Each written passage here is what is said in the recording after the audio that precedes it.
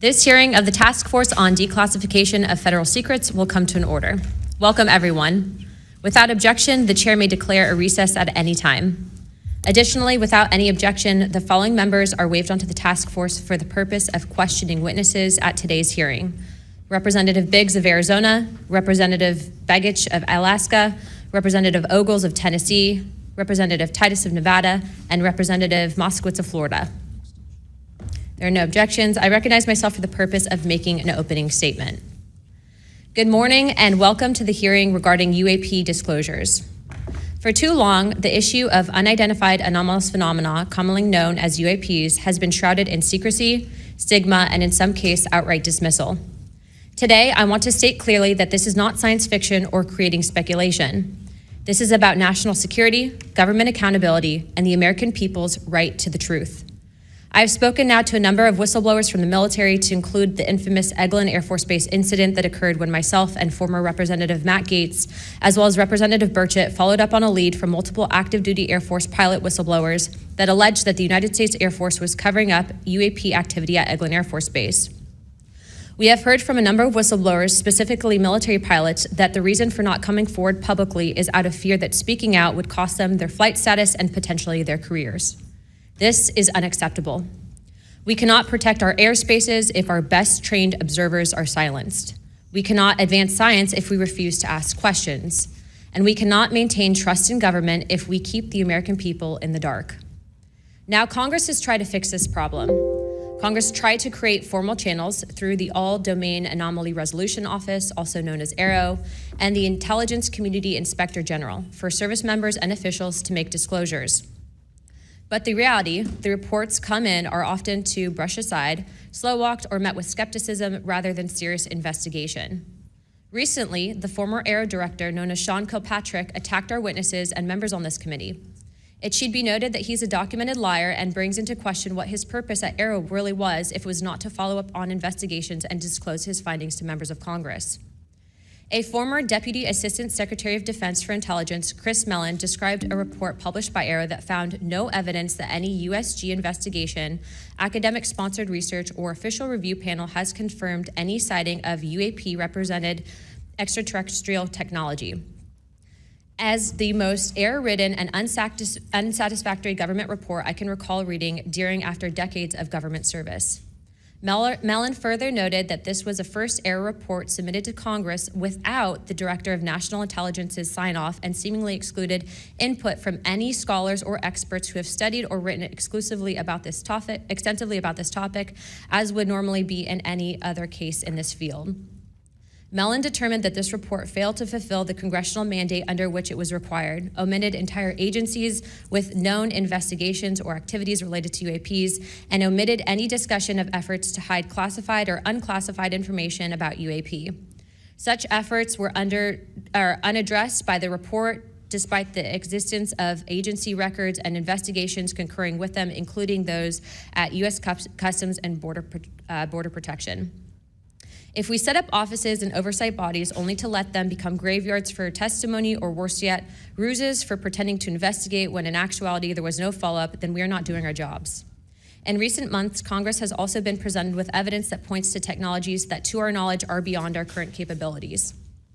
It is our duty as elected representatives to follow the facts wherever they lead, and to ensure that those facts are not buried under classification stamps or bureaucratic excuses. Let me be clear, whether UAPs represent adversarial technology, natural phenomena, or something beyond current human understanding, Congress has a responsibility to investigate. If these objects are foreign in origin, then they pose a direct threat to our national security. And if they represent something unknown, they demand rigorous scientific inquiry, not ridicule, not secrecy, and not silence. The stakes are very high. Adversarial nations are not waiting for us to catch up. They are studying these phenomena as well aggressively, as multiple nations have also announced their own parliamentary investigations into this very topic. If we are to continue to hide information from ourselves, we risk strategic surprise. If we continue to ignore our pilots and service members, as well as countless government whistleblowers, we risk losing their trust. And if we continue to shield the truth from the public, we risk eroding the very foundation of democratic accountability. This is why this hearing matters. This is not about fueling speculation. This is about demanding the basic transparency from the Department of Defense and the intelligence community and other military contractors. It is about asking the questions every American has the right to ask. What do we know? What don't we know? And why in a free society are we being told so little? A major barrier to this committee's inquiry into UAPs has been the lack of cooperation and transparency from the Department of Defense and the intelligence community. In preparation for previous UAP hearings, the committee repeatedly asked the Department of Defense to allow members to view videos and files related to UAP incidences. Unfortunately, the Department of Defense notified the committee staff that due to the department's Special Access Program rules, only members of the House Armed Service Committee, as well as the Defense Subcommittee on House Appropriations, also known as HAC-D, were allowed to be read in onto such programs. For a non-committee member to be allowed to view these documents and videos, individual members must be approved by the chairman and ranking member of both HASC and HAC-D. Independent SAP oversight has presented a consistent problem for Congress, as well as program budgets are classified. Additionally, oversight reporting to Congress is classified and only provided to the authorizing and appropriations committees of jurisdiction. The American people are not fragile. They do not need to be shielded like children from reality. What they cannot tolerate and what they will not forgive is a government that withholds the truth and punishes those who dare to speak up. I want to close with this. Future generations will look back at this moment and ask what we did when presented with the unknown. Did we look away, embarrassed or afraid, or did we pursue the truth with courage? I intend to be on the side of truth, transparency, and accountability, and I hope my colleagues on this task force will be able to do the same. To quote a few elected officials, Senator Schumer has stated, multiple credible sources allege a constitutional crisis over UFOs. Senator Rounds has stated that these are brilliant individuals and they are not making this stuff up. And our current Secretary of State, Marco Rubio, has stated very high clearances and high positions within our government in regards to these whistleblowers. Senator McConnell also described these whistleblowers as sane and credible. And the witnesses today are not alone. In fact, they're far from it. In fact, 34 senior military, government, and intelligence officials have broken their silence. This includes now Secretary of State Marco Rubio, Senator Rounds, Senator Gillibrand, General Jim Clapper, the former director of the government's UAP task force, the former head of aviation security for the White House National Security Council, the former Secretary of Defense, and many more. Again, to quote Secretary of State Rubio in an upcoming documentary known as The Age of Disclosure, even presidents have been operating on a need-to-know basis that begins to spin out of control. And to quote Senator Gillibrand, who also went public in this documentary, it's not acceptable to have secret parts of this government that no one ever sees. It's time for the fundamental truths of UAP to be revealed to our nation's leaders and the public. It's time for the U.S. government to exercise transparency. And with that, I yield to Ranking Member Crockett for the opening statement. Thank you so much, Madam Chair. At a time of increasing distrust in government, it is important for Congress to take action to restore the government's credibility. Bringing transparency to an issue of great public interest is a step toward doing just that. So I thank Chairwoman Luna for calling this bipartisan hearing to discuss unidentified anomalous phenomena, or UAP, which is today's term for what was commonly known as UFOs, unidentified flying objects. And while some people think of flying saucers when they hear these terms, it is vital that we focus on the real-world impact of UAPs on critical infrastructure, civilian safety, and national security. There is good reason to believe that most UAPs have origins far closer to home. Currently, NASA has not found any evidence that any UAPs have an extraterrestrial origin. Our adversaries are working to develop new capabilities to gain military advantages, and those efforts are likely explanation for the mysteries that we have observed. Nevertheless, the federal government has a responsibility to the American people to investigate and provide transparent disclosures about every incident. The federal government is equally obligated to protect those who report what they've seen, especially to commanding officers and supervisors. And Congress should do everything in its power to protect whistleblowers and conduct oversight of agencies that are failing to provide that protection. Democracy depends on transparency, and transparency often relies on the courage of individuals willing to risk their careers, reputations, and in some cases, their personal safety to tell the truth. So I look forward to hearing from the witnesses today. We should welcome their accounts and acknowledge the bravery they have shown to come before us. We must ensure that all whistleblowers feel that they can come to Congress to tell their stories without fear of retaliation or professional consequences. We need transparency not just to make better policy, but also to ensure that information flows between all those who need it. There are too many tragic examples in our history where information lapses and a lack of cross-agency coordination led to disaster. Just this year, failure to communicate between FAA and the Department of Defense led to tragedy over the Potomac. The Biden-Harris administration sought to eliminate some of these lapses when it established the All-Domain Anomaly Resolution Office at the Department of Defense. AARO can convene sources from all branches of military, the FAA, and NASA to combine forces to create a comprehensive picture of what is happening in our skies. Some UAP reports have perfectly normal explanations: satellites, consumer drones, weather balloons, even pranks. But we need to track down each and every single UAP. The United States has millions of eyes in the sky, both electronic and human. But only the combination of civilian, commercial, and military sources can begin to create a complete picture. So we need to ensure that people can come forward and report what they have seen to the relevant authorities, and they have to have the right to do so without fear of retaliation. This country has a history of dedicated public servants standing up for what is right, even in the face of potential consequences. From the Pentagon Papers to Watergate to torture programs, whistleblowers have not only informed the public, but also empowered Congress to fulfill its constitutional duty of oversight. Past Congresses have written laws to grant legal protection for whistleblowers, and it is up to us to work responsibly with all sources to hold the executive branch accountable. We are here today to listen to the stories of those who have witnessed events of interest to the American people, and to support the policies that cultivate an environment that welcomes and protects whistleblowers. I hope this hearing will be an example of the respect and protection whistleblowers deserve and the importance of conducting oversight of the federal government. I yield back. I am pleased to welcome the panel of witnesses for today's hearing. I'd first like to welcome Mr. Jeffrey Nucatelli. He's a United States Air Force veteran and a career federal employee with more than 20 years of experience in national security, law enforcement, and public administration. Next, we have Mr. Alexandra Wiggins. Mr. Wiggins is currently serving as a Senior Chief Operations Specialist in the United States Navy. Mr. Wiggins is testifying in his personal capacity today and not on behalf of the United States Navy. Next, I would like to recognize the gentlewoman from Nevada, Representative Titus.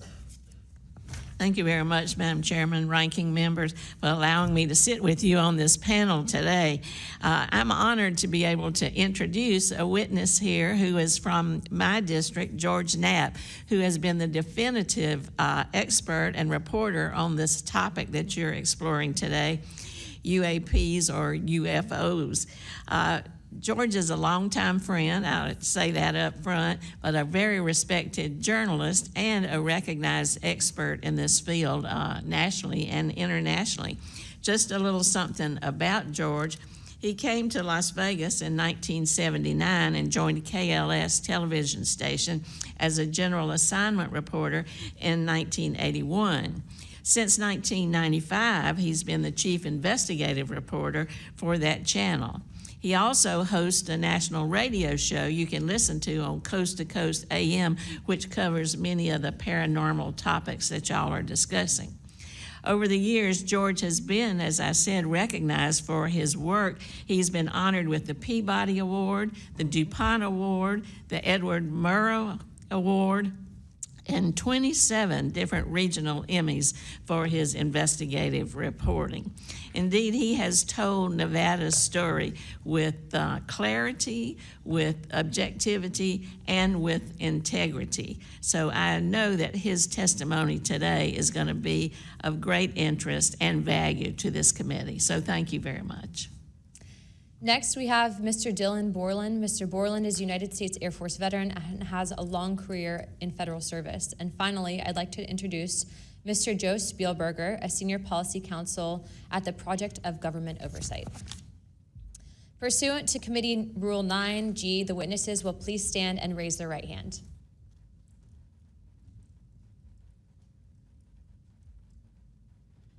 Do you solemnly swear or affirm that the testimony that you're about to give is the truth, the whole truth, and the nothing but the truth, so help you God? Let the record show that the witnesses answered an affirmative. Thank you. You may take your seat. We appreciate you being here today, and I look forward to hearing your testimony. Let me remind the witnesses that we have read your written statements, and it will appear in full in the hearing record. Please limit your oral statements to 5 minutes, but I understand you have a lot to get through, so if it goes a little over, don't worry about it. As a reminder, please press the button on the microphone in front of you so that it is on and the members can hear you. When you begin to speak, the light in front of you will turn green. After 4 minutes, the light will turn yellow, and when the red light comes on, your 5 minutes have expired, and we will ask you to please wrap it up. I now recognize Mr. Nucatelli for his opening statement. Good morning. Thank you, Chairwoman Luna, Ranking Member Crockett, and members of the task force for giving us the opportunity to testify today. My name is Jeffrey Nucatelli. I'm a former military police officer with 16 years of active duty service in the U.S. Air Force. I'm here today because the American people have both the right and the responsibility to know the truth about unidentified aerial phenomenon. That truth remains hidden, classified and silenced by fear, retaliation, stigma, and confusion. Today, we are here to help break that silence. Between 2003 and 2005, 5 UAP incidents occurred at Vandenberg Air Force Base, home to the National Missile Defense Project, a top national security priority. At the time, we were conducting launches deemed by the National Reconnaissance Office as the most important in 25 years. These were historic launches. These facilities were vital, and they were repeatedly visited by UAP. Each incident was witnessed by multiple personnel, documented, investigated, and reported up the chain of command.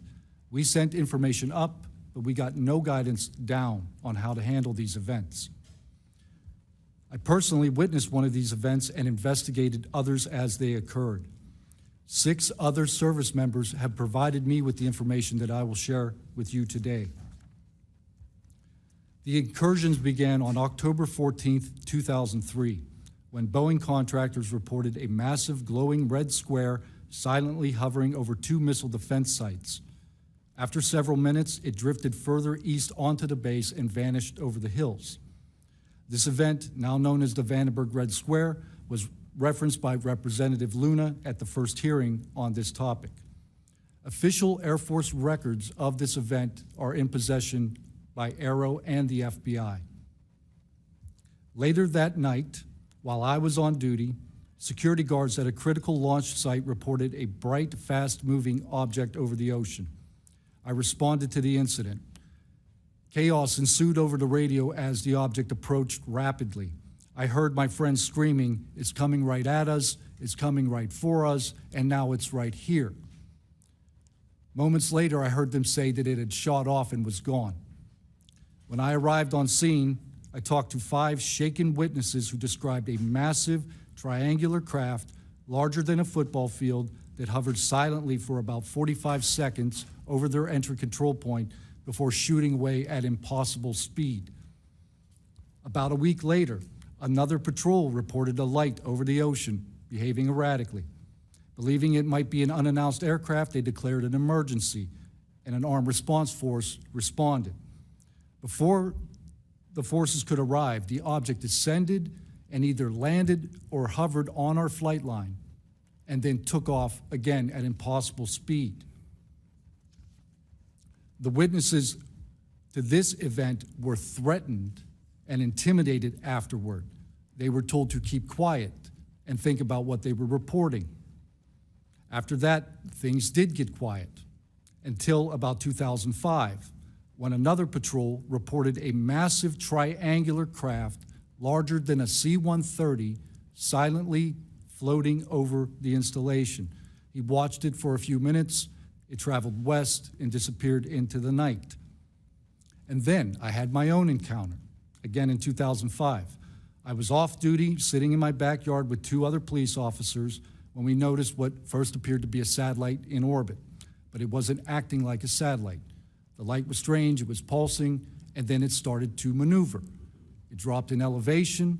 At times it would vanish from view and reappear in a different location in the sky, and eventually it reappeared 200 feet over my house. It was a 30-foot diameter sphere of light.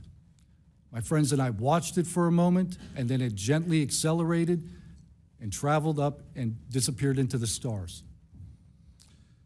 These events profoundly changed my life and the lives of my friends. We stand at a pivotal moment in history.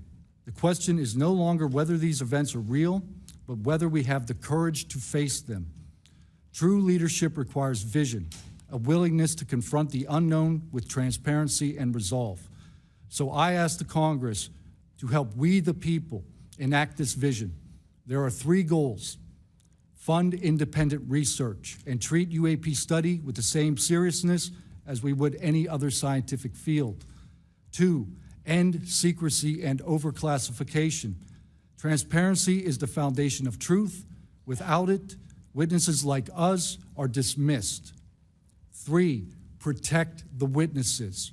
Many stay silent out of fear for their careers, reputations, and the safety of their families. Protect them, and you will embolden others to join this cause. These phenomena challenge our deepest assumptions about reality, consciousness, and our place in the universe. Exploring them can unlock transformative breakthroughs in technology, biology, and human understanding. Let this be the moment when America chooses courage over fear, transparency over secrecy, and progress over stagnation.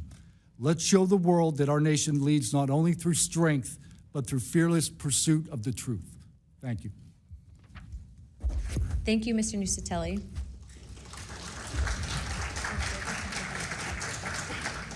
He's not on here. I now recognize Chief Wiggins for his opening statement.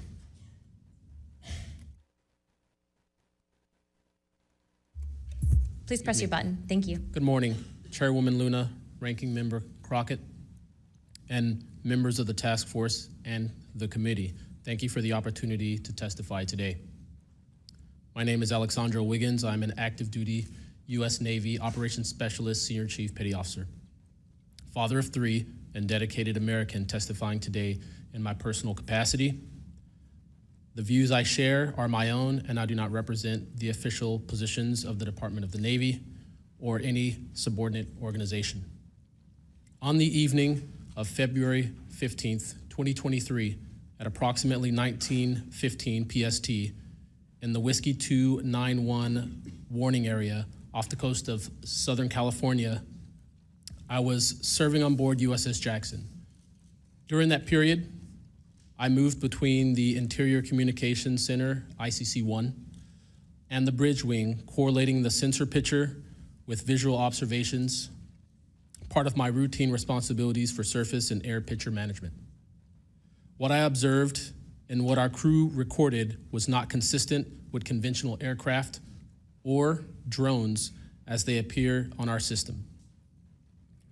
A self-luminous tic-tac shaped object emerged from the ocean before linking up with 3 other similar objects.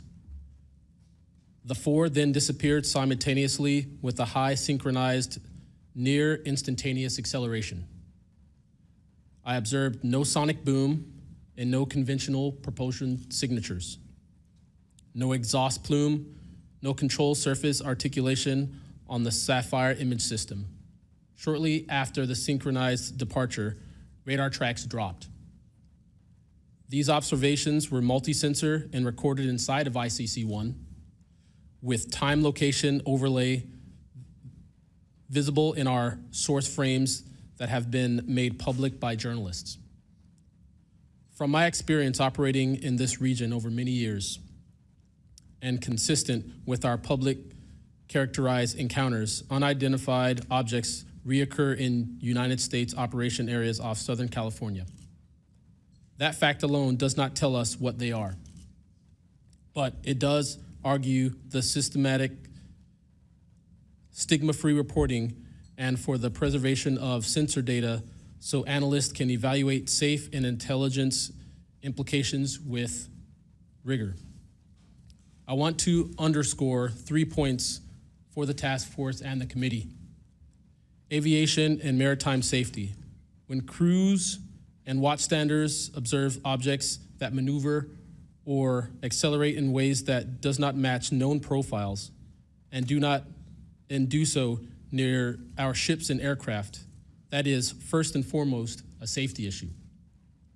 Standardized checklists and training should ensure we capture the best possible sensor data in real time, including IR settings, slant range estimates, and bearing and range altitude snapshots, and immediate chain of custody for any recordings.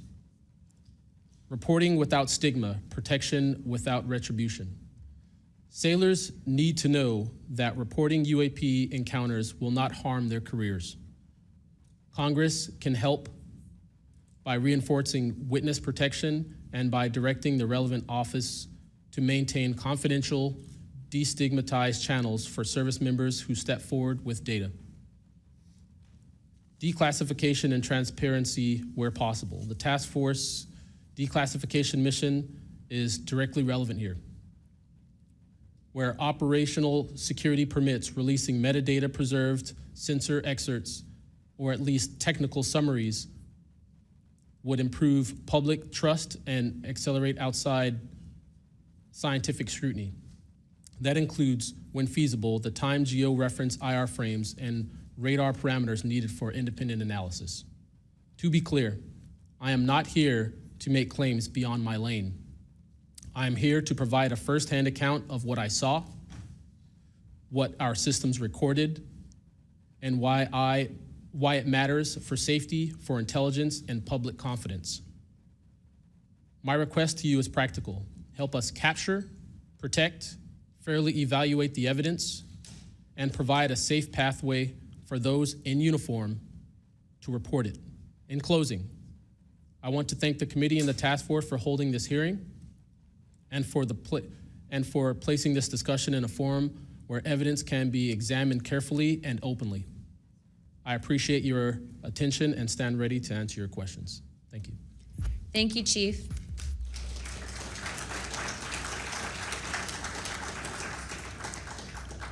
I now recognize Mr. Knapp for his opening statement. Good morning, Chairwoman Luna, Ranking Member, Ms. Crockett, and members of the task force. And Dina Titus, I just knew we were going to get you involved in this topic at one point. Great to see you here. I'm George Knapp, Chief Investigative Reporter at KLAS TV in Las Vegas.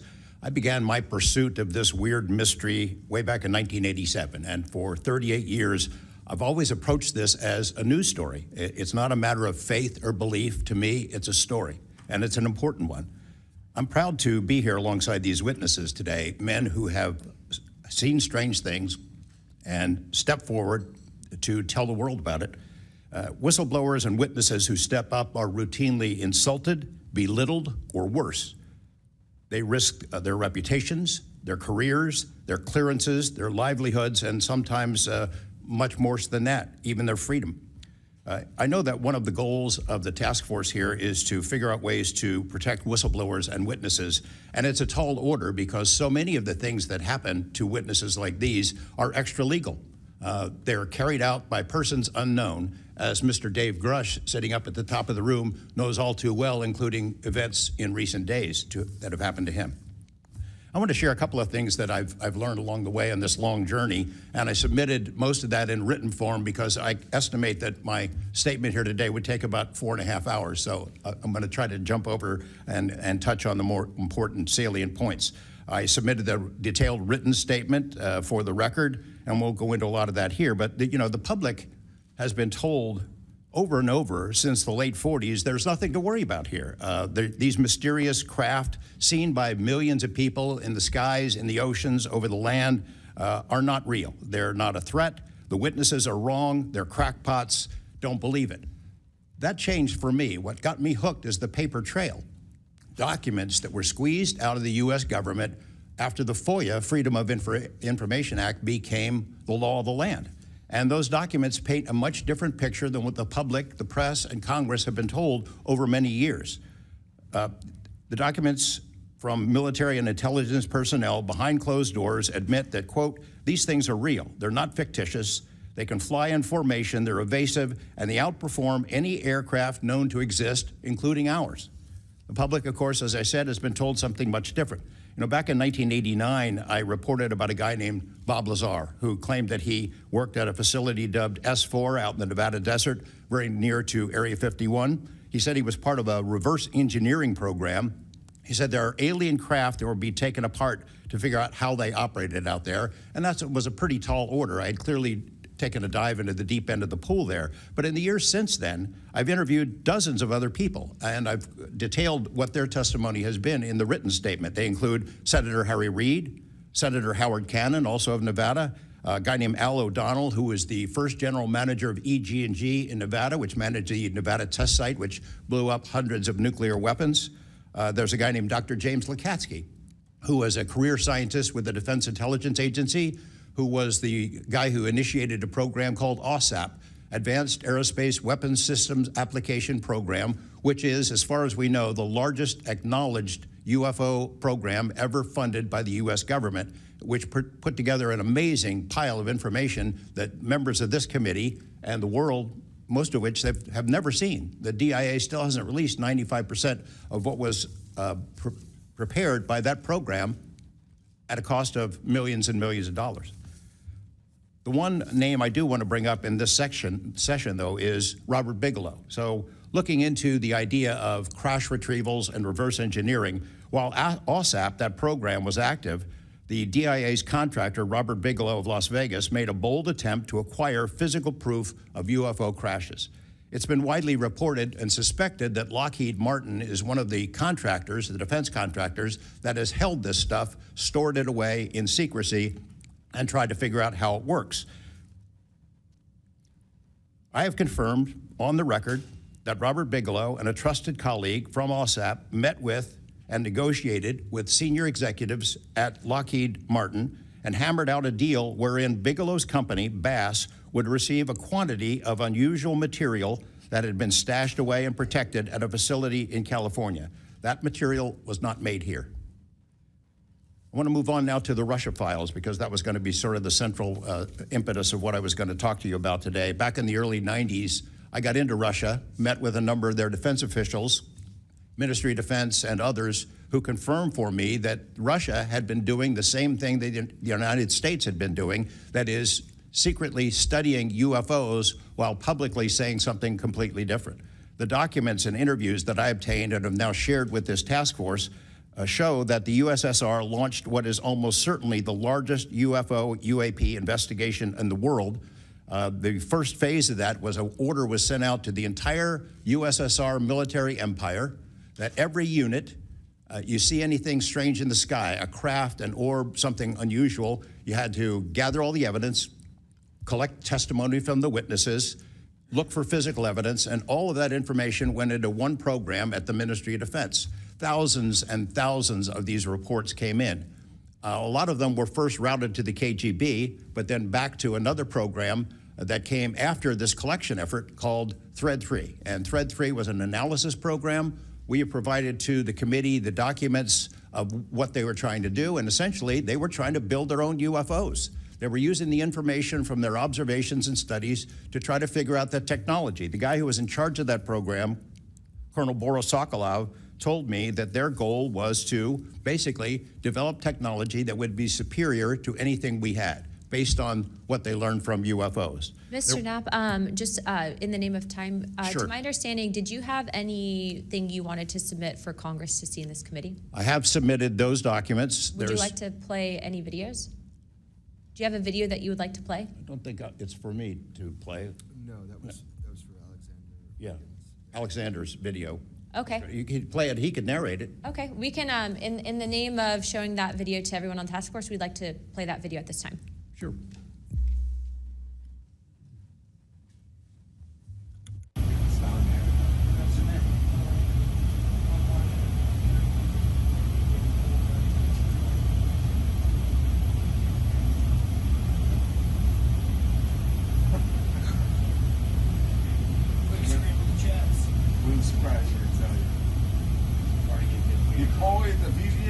Team. Yeah,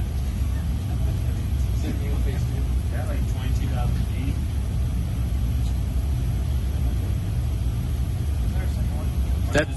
That shit took off earlier.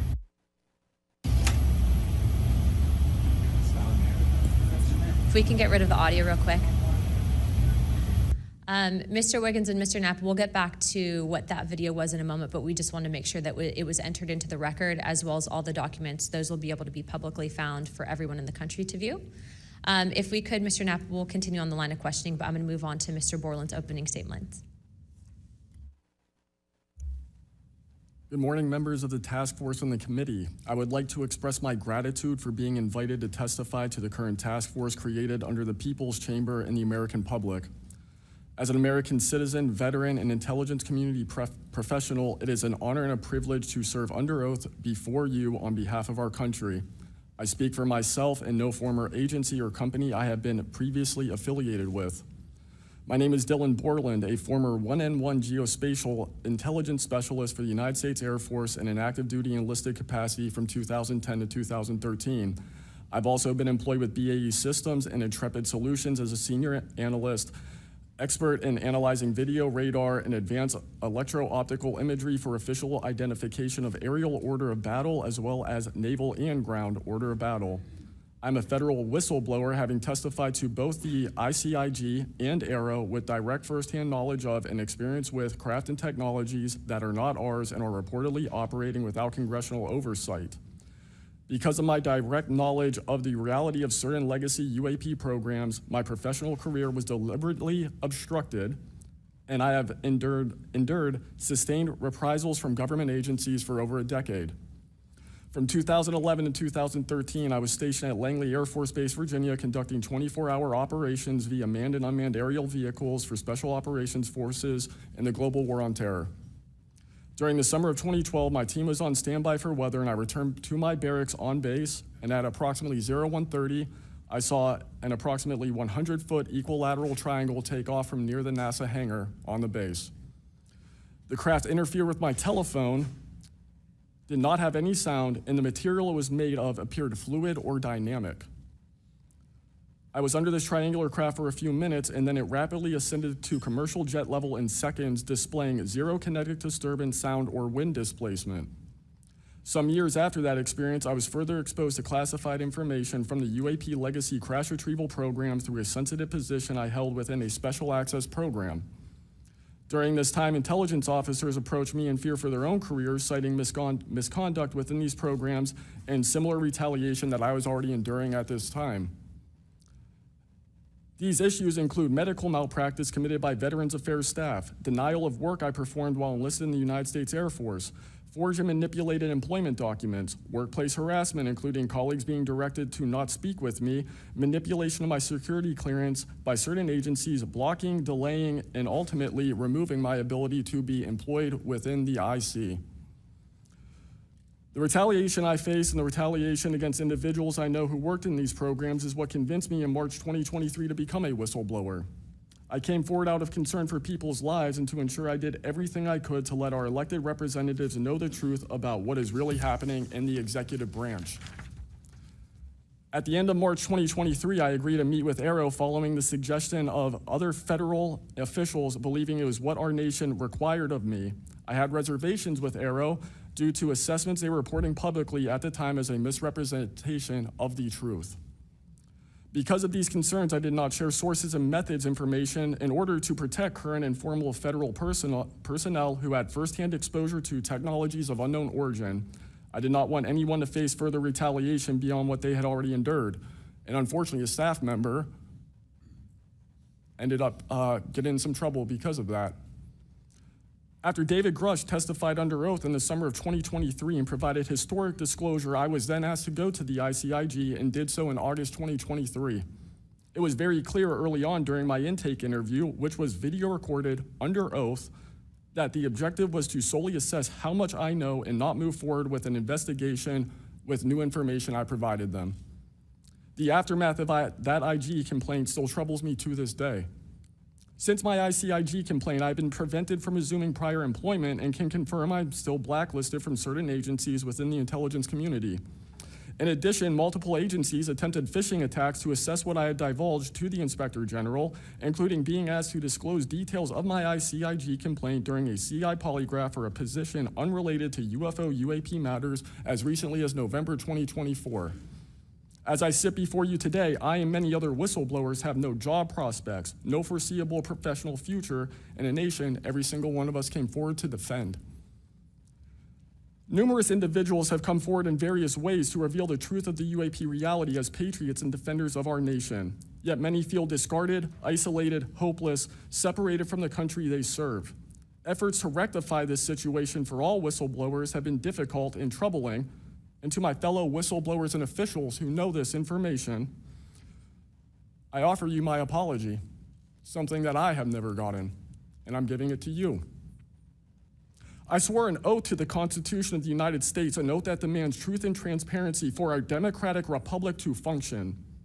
Each day, these truths remain hidden from our citizens. Humanity drifts further from the principles our nation was founded to uphold. Each day, victims of crimes committed by agencies and companies maintaining this secrecy are denied justice is another day our Constitution is shredded. In 2023, Patriots provided this committee and the executive branch with undeniable proof of the UAP reality, and I commend your continued commitment.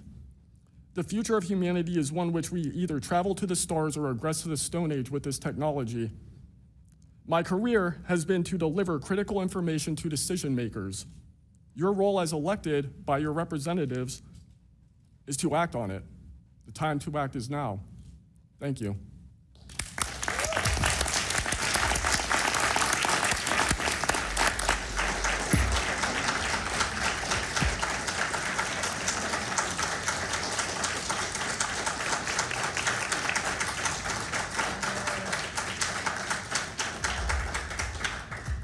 Mr. Borland, thank you for your service to our country, and we appreciate you. And we are sorry about how you've been treated, and we will make sure that we try to rectify that situation.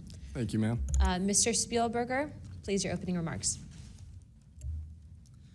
Chairwoman Luna, Ranking Member Crockett, and Task Force members, thank you for the opportunity to testify here today about the importance of strengthening whistleblower protections, especially in the context of national security. I'm a senior policy counsel at the Project on Government Oversight, a nonpartisan independent watchdog organization that investigates and exposes waste, corruption, abuse of power, and when the government fails to serve the public or silences those who report wrongdoing. Whistleblowers are the first line of defense to root out waste, fraud, abuse of power, and corruption in our government. Congress relies on whistleblowers so that it can fully exercise its oversight and legislative authorities. It's understandable that former presidents of both parties have often taken a hostile approach toward whistleblowers. Their disclosures can embarrass the president and their political party or even lead to a national scandal. But whistleblowers continue to play a vital role during both Democratic and Republican administrations. They help Congress and the public identify and understand what government corruption looks like. Their disclosures fuel investigations and allow us to address wrongdoing and hold those responsible to account. That's why historically there's been a strong bipartisan consensus in Congress to support and protect whistleblowers. Doing so protects the country and ensures our government is more responsive and accountable to the people. National security whistleblowing in particular is a tradition going back to the founding of our country, and over time, national security whistleblowers and their disclosures have impacted some of the most fundamental issues and questions about how we wish to be governed and how our government can better serve its people.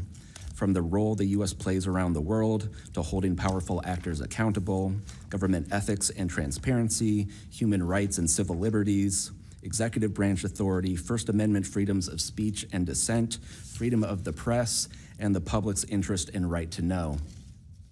Despite this invaluable public service, blowing the whistle comes at great personal risk. Whistleblowers risk losing their jobs, careers, livelihoods, and reputations. They can face retaliatory investigations, lawsuits, and even serious criminal charges. And they can endure deep mental, emotional, and psychological harm. All of that risk to speak the truth, to ensure that agencies fulfill their core missions, and that they serve the best interests of the people. Those who retaliate against whistleblowers don't just violate their legal rights, they inflict real harm on our government and betray the public's trust. Targeting whistleblowers instead of the corruption they expose wastes agency resources and further allows that corruption to continue unaddressed. It can instill a chilling effect across an agency, fostering a climate of fear and distrust, quieting dissent and free speech, and deterring potential whistleblowers from coming forward in the future. Whistleblowers are often some of the most dedicated and principled public servants we have because of their willingness to put themselves on the line to do what's right. And Congress has historically supported them, again, on a bipartisan basis, but unfortunately, whistleblowing has increasingly become more politicized, with support for whistleblowers often hinging on which party is in power and which party is politically inconvenienced by the misconduct being exposed. But to be clear, targeting whistleblowers individually risks undermining whistleblowing, period. POGO advises members of Congress on both sides of the aisle to focus on the evidence, not the individual. We will always need whistleblowers to achieve the government that best serves its people, because when people of conscience, integrity, and good character refuse to speak up out of fear, complacency, or self-preservation, and leave corruption to fester behind closed doors, that is probably the most dangerous risk of all. If we are serious about increasing government transparency and restoring the public's trust, we need public servants committed to the truth. Whistleblowers need safe and effective channels to make lawful disclosures. They need stronger protections against retaliation, and when they do face retaliation, they need a fair shot to be made whole. Congress has made strides to pass whistleblower legislation, and these laws need to be updated and expanded so that whistleblowers truly receive the protections they need, retaliators are held accountable, and we can achieve the type of government the people deserve. We strongly urge Congress to continue its historic tradition of championing the rights and protections of all whistleblowers. Thank you again for the opportunity to testify here this morning.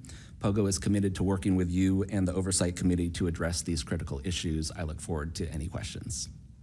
Thank you, sir, very much. Additionally, without objection, the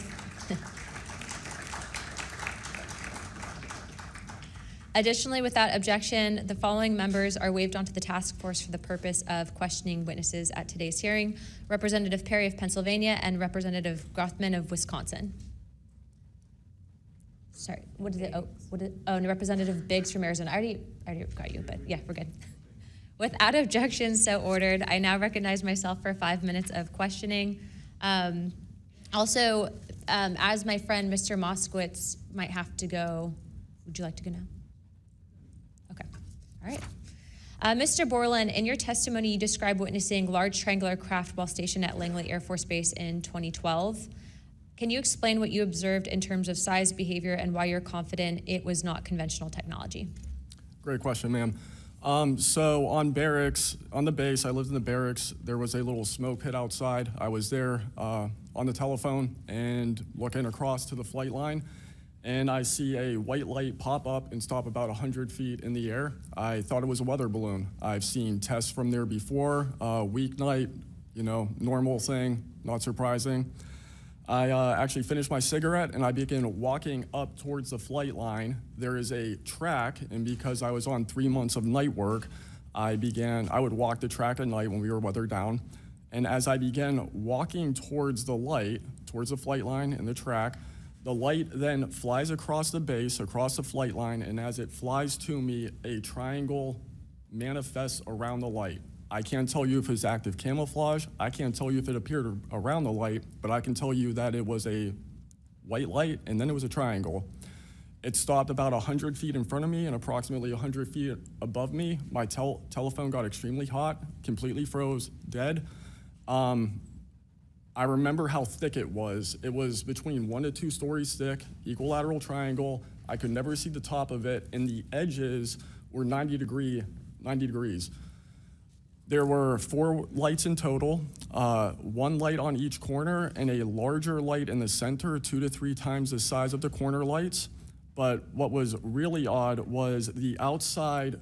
The best way to describe it is like looking at a James Webb telescope picture where you have the colors and then the black background.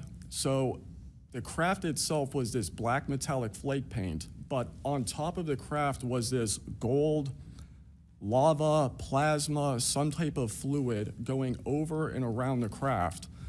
I'm under this for about 2 to 3 minutes, and then the center light flashes 2 to 3 times, no sound, immediately shoots up to commercial jet level minimum, in my opinion, and I immediately feel static electricity all over my body, and then I smell the smell of after a thunderstorm or lightning storm, that really strong summer thunderstorm smell. Gets up to flight level. I'm trying to get my phone reset, and I can only see the center light at this point. If I didn't actually see it take off, I would have thought it was a star.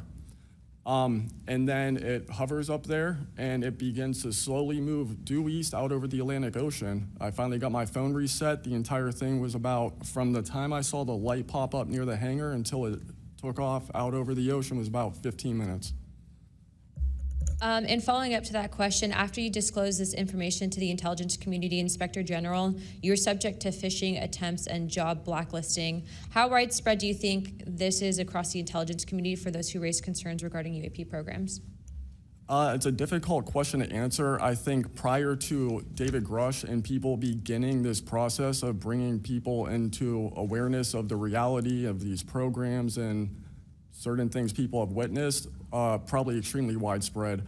I think today there's still an issue, but because people are able to come before you and people are speaking out, I think it has been somewhat less. I would hope, though, that people would, because if this goes back into closed doors, this is going to get really ugly. What type of behavior have you witnessed from former Aero Director Sean Kilpatrick as well as his staff in relate to this information you provided to them? Did they ever try to classify this information as non-human technology? Good question. The problem with this is that I know what I experienced firsthand, and I know other things. I think the staff at Aero that I had met with in March of 2023, I think they were good people doing the job they were told to do. I did not meet with Kirkpatrick. He was either not present or did not want to meet me that day. However, they did classify information about the reality of this subject, and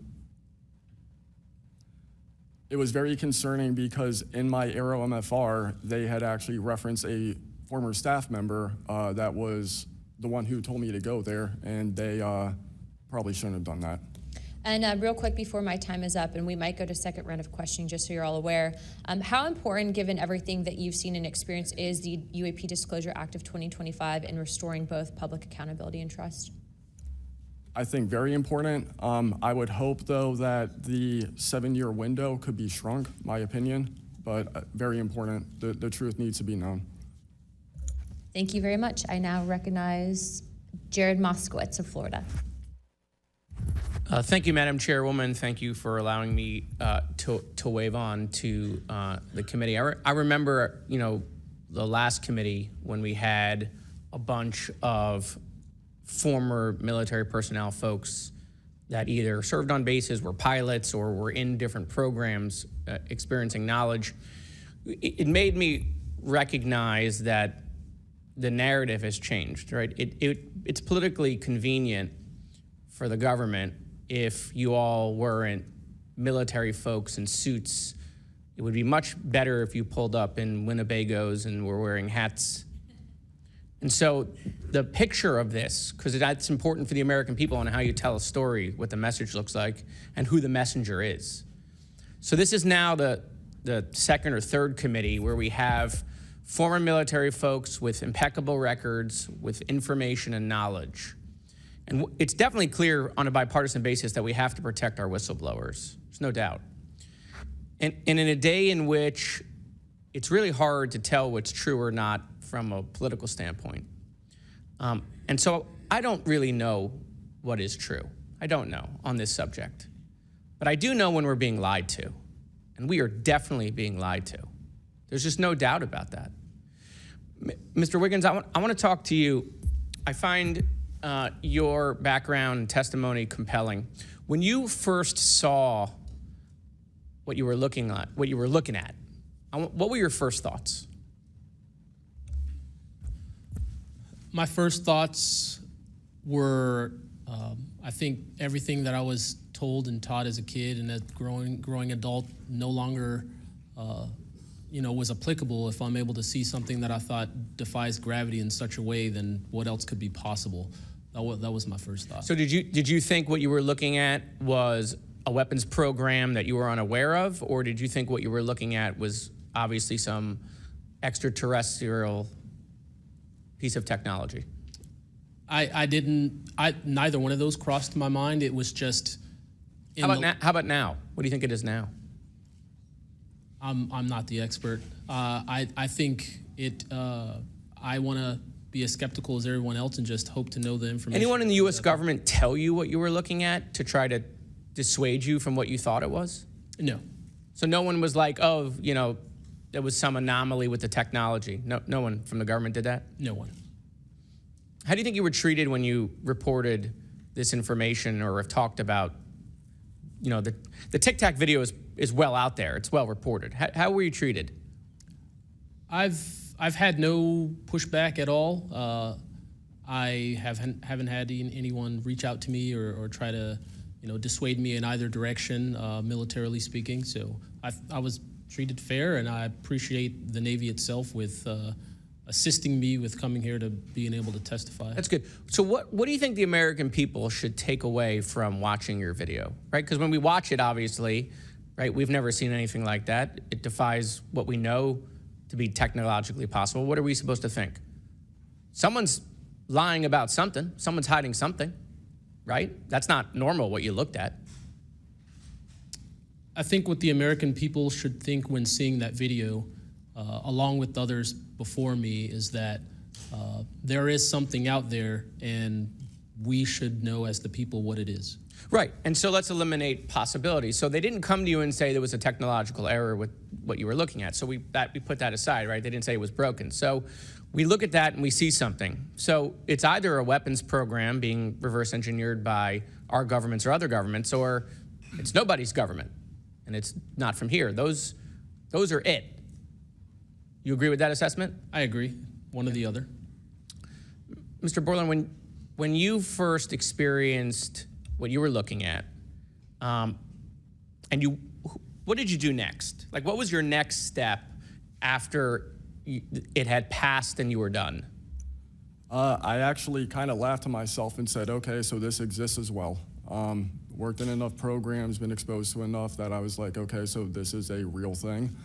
I went back, walked the track, talked with a couple of my friends about it. I did talk with some of my coworkers, one in particular, which I thought was a joke, and it definitely wasn't, was like, you probably should never say this to anybody. And then what happened to me happened, so. What about you, Mr., how do you pronounce your last name? Nucatelli. Nucatelli. And sorry, I know I'm running out of time, Madam Chairwoman. So, obviously, your incident happened well before we could record things on cell phones and things of that nature, right? What did you do when you first experienced? Because what you saw, right? You saw it happen, like right out of your base. Correct. So tell me what you did after you saw that. What was like your next move? And I want to hear what your experience was. My next move, I went into my house after it left. I made sure no one had been abducted, and I picked up the landline. I called the Security Forces Command Center. I reported it. I requested that they give me a call back and make notifications up the chain of command. I got a call back in about 15 minutes. They reported that the weather station reported no balloons or aircraft, nothing on radar. no aircraft inbound or outbound. So I got that notification. And then within the following day or two, me and the other witnesses wrote statements, we prepared a report, and then we filed all that information. Madam Chairman, thank you for your indulgence in my questioning, and thank you for continuing to lead on this subject. What do you and your friends think about it today? You all have talked about it. Yeah. I mean, so what do you think about your experience as a collective group? That'll be my last question, Madam Chairwoman. I mean, we've been talking about this for 20 years. We don't know what we saw. What we saw changed our lives in the way we think about everything. It was incredibly profound. The object I saw, I don't even know if it was an object. It was a light. It was an orb. It didn't look like a craft, but it did look solid. And that's what we talk about. We noticed the object, and this was a pattern across all the encounters. Someone would see a light. They would pay attention to the light. And then the object responds. It performs for you. And then they come down and they investigate you. So it's almost like they're curious. So that's the thing we primarily talk about. Why did it come after we noticed it? Maybe it noticed us after we noticed it. You're welcome. I now recognize Representative Mace for 5 minutes. Thank you, Madam Chair, and I want to thank all of our witnesses for being here today.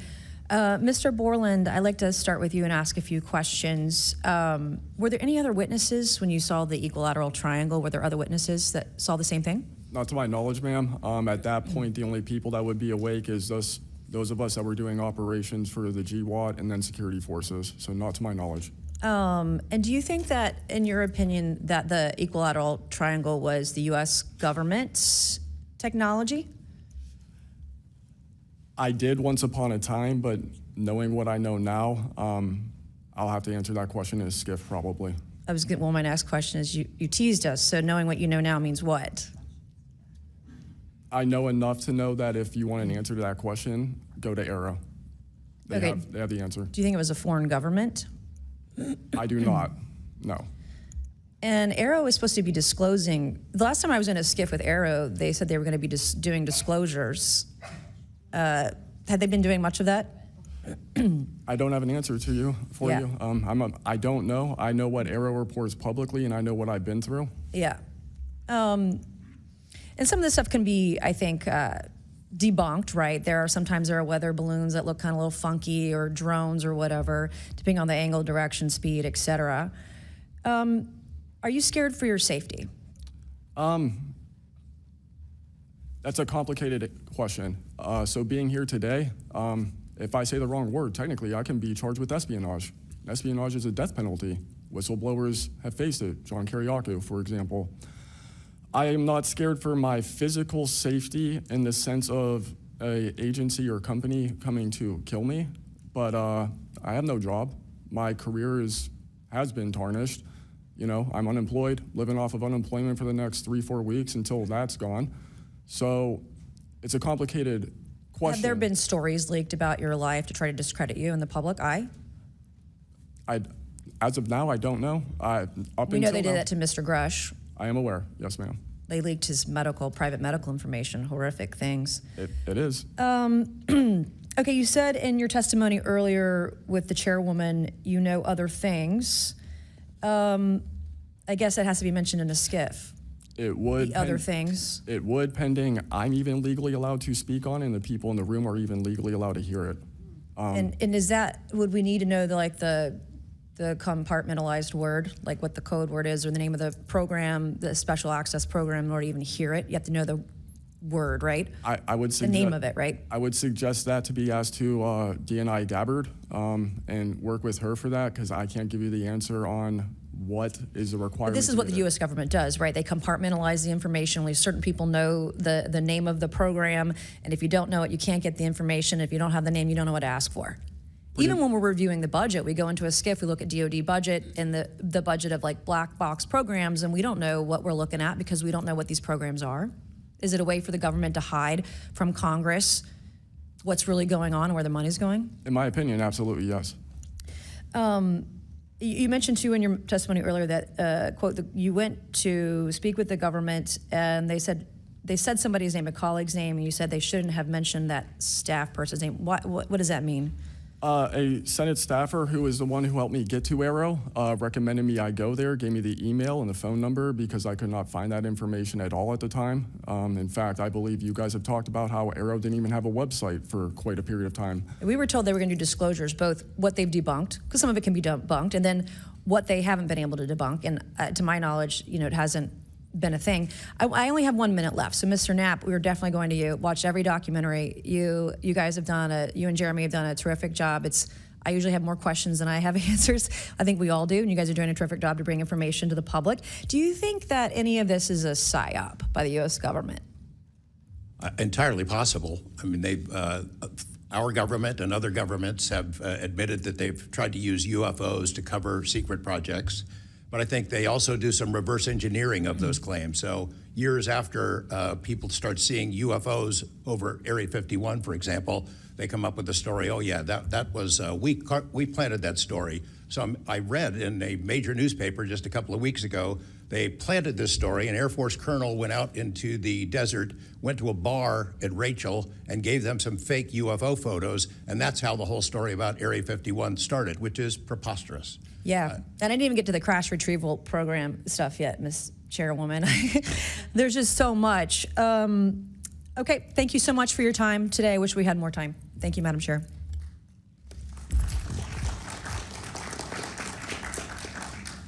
I now recognize Ms. Crockett for 5 minutes. Thank you so much, Madam Chair, and thank you so much to each of the witnesses that have come before us today. The federal government has had a long-standing overclassification issue in general. We all know that, from the assassinations of MLK and Malcolm X to the COINTELPRO and torture programs to now UAPs. The federal government has kept the American public in the dark about issues of immense public interest. The federal government has routinely made excuses for failing to provide transparency to the public, the most common of which is national security concerns. Mr. Spielberger, can you provide an example of when national security was inappropriately used as a pretext for classification? Congresswoman, probably one of the most infamous examples of that is the 9/11 Commission that found that overclassification was a key factor in the failure to adequately prevent the attacks of that day. In addition to that, what lessons from these oversight failures should guide Congress in approaching UAP oversight? Generally speaking, we would advise this Congress to ensure that agencies adopt a general policy in favor of disclosure instead of a knee-jerk needing to overclassify information in documents. We should ensure that when information is classified or deemed sensitive, it's only for legitimate national security and privacy concerns. And we would recommend adding additional factors to the considerations of cost, value, and certainly to the extent that it's critical for the public interest and the public's right to know, especially when we are talking about these very serious national security concerns and implications. Can you speak to how whistleblowers have historically helped Congress uncover the truth in other areas and how that might apply here? Absolutely. So again, Congress has always relied on whistleblowers coming forward and making disclosures in a number of different issues across different agencies, anything from national security to airline safety, railway safety, environmental concerns, workplace health and safety, a lot of issues coming out of the COVID pandemic, for example. Whistleblowers have come forward with important disclosures on just about any critical issue affecting our government and affecting the American people, all of which have grave implications for the rights and protections that we have and how we live our lives in communities across the country. How important is it for whistleblowers to have strong protections when it comes to UAP-related disclosures or disclosures of other topics of excessive government secrecy? It's absolutely vital. This has been one of the disappointing failures of doing this work, of advocating for stronger whistleblower protections. We recognize the invaluable public service that brave whistleblowers play in coming forward, again, taking all of these risks that we've heard about just to speak the truth, to get important information out in the public consciousness, but they can only do so when we have safe and secure channels for reporting, when there is trust in the independence of agency watchdogs like inspectors general, like the Office of Special Counsel, like the Merit Systems Protection Board, that play critical roles in investigating whistleblower disclosures and enforcing the protections of whistleblowers. All of that is essential to allow whistleblowers to keep coming forward and playing these incredibly important public roles. Thank you so much. Let me just say this. People look at Congress, especially now, and they see a lack of unity. They don't see the ability for us to come together really on much of anything. I will say that I do applaud the chairwoman and the work of this committee, because for once I feel like we are focusing on governing, which should be about transparency. The reality is that we cause more harm than good when we allow a lack of transparency to fester. It allows for all types of conspiracy theories instead of us actually making the investments that we need to make to get the information and actually provide it to the American people. The reason that I wanted to focus on making sure that we answer some questions specifically around the protections of those that are willing to come forward is because the only way that we can make this government actually work for all of us is if no matter where you are in this federal government, you feel as if you are safe when you come forward with information of any issue. And so I do want to thank you for all of your stories. The reality is that we only get 5 minutes, and the vast majority of everything that you have to say cannot be contextualized within 5 minutes. But I know that my colleagues are going to get to kind of pulling some more of that out. But again, I really just want to thank you for your courage in this moment, and thank you for your service to our country.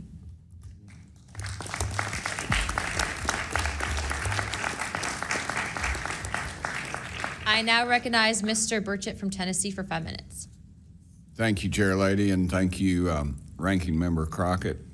I see a lot of friends out there, and I see a couple enemies, so I'll kind of remember that. But it's a pleasure being here. I want to remind people, too, this thing is an ongoing deal. We're not going to get this overnight. We've been fighting this battle, some of y'all, for 30 years and maybe longer. I hope we just keep focused on what we're trying to get to is total disclosure. We get a little wrapped up in a lot of things, but the government has something, and they need to turn it over to us. We pay their dadgum salary, you pay our salary, and you ought to get more out of us than you do. And that's what disgusts me about this whole thing. I think they're just trying to run the clock out on us, really. They'll poke us a little, and they'll make jokes to us and try to pull us off the target, but I think we know where we're at, and that's why they're firing at us, because we are over the target. My first question is Mr. Knapp. I recently introduced the UAP Whistleblower Protection Act to help provide whistleblower protection to federal personnel for disclosing the use of federal taxpayer funds to investigate UFOs. I still don't want to say UAPs. How can Congress further increase whistleblower protections? I think you got to unleash the dogs and go track down the money and where it goes, because a lot of this stuff has been moved out of government. Sure. As you know, Rep. Burchett, it's been given to private contractors who've stashed it away. They've had it for so long that there's nobody left inside government, or very few, who know where it is. And they do that to keep us from FOIA, correct? Yeah, it's to keep it from FOIA. And I think that the contractors who've had this stuff for a very long time set their own standards about who is allowed to know what. And it's a very small group that ever cracks that. I think Representative Luna has been looking at the use of classifications to hide things. I'm not sure that even this committee getting security clearances that should allow you to see this stuff would allow you to follow where it really goes. I worry about the people that are looking at it don't even know what they're looking at. I mean, it's gone through so many, I mean, since Roswell, for instance. I mean, you think there's nobody even alive that was around any of that stuff. Yeah, so. I don't think they've made much progress from the people that I've talked to. I don't think they've made much progress in learning that technology. Might have made some, but you wonder, you know, the implication is tic-tac. Oh, yeah, that's ours. What flew over Washington, D.C. in '52, is that ours too? When are you going to break that out? You guys authorized tens of billions, hundreds of billions of dollars on weapon systems that can't do half of what we've seen UFOs do. So when do they break this out if it's really a classified project could change the world? I don't think they've made much progress, and I think they've been lying to us and to you and the rest of the world, and they're still doing it. Yes, sir, I agree with you. How did you manage to obtain the classified Russian UAP documents, and how did you get them back in the United States? Well, I met this Russian physicist who was in the United States lecturing. And I want to clarify that. I can't even take a thing of honey home on my airplane when I fly back to Tennessee. Yeah, so I did something pretty dumb. And I'm bitter about it, but go ahead. I did something kind of dumb. I met with these officials who, you know, during that time period, glasnost, perestroika, the Russians were trying to open up to the world, and I saw it as a window of opportunity, and it was. And we were able to talk these folks into providing us information that otherwise we would never have seen. Some of that was classified. I found out that they only stamped the top pages of these documents that were classified, so I just removed them. I removed those pages, and I carried them out. And if they'd caught me, I'd be in a gulag still. Yeah. We'd be saying, what happened to George Knapp? Oh, yeah. What happened to the Russians that came forward to you in 1993, and were there any repercussions for them? Well, there were. The first thing that happened when I talked about this after getting back and going through the files and things and sifting through it, the Russian physicist who had helped us be introduced to all these people wrote back and said there was a huge eruption, that there was the real right, far autocratic forces that wanted a return of the USSR had really go after these guys. They described them as traitors. Nikolai Kapranov, the physicist friend of mine, said, look, if this had happened 5 years earlier, we would be in prison. If it had happened 10 years earlier, we would have been shot.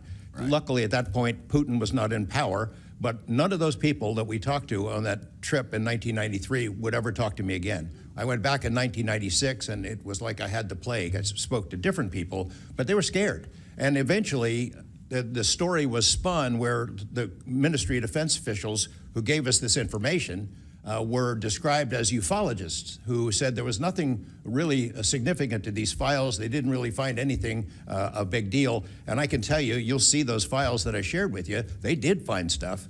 There was an incident in October of 1982 over an ICBM base where UFOs popped up, was observed over this base where the missiles are pointed at us, United States.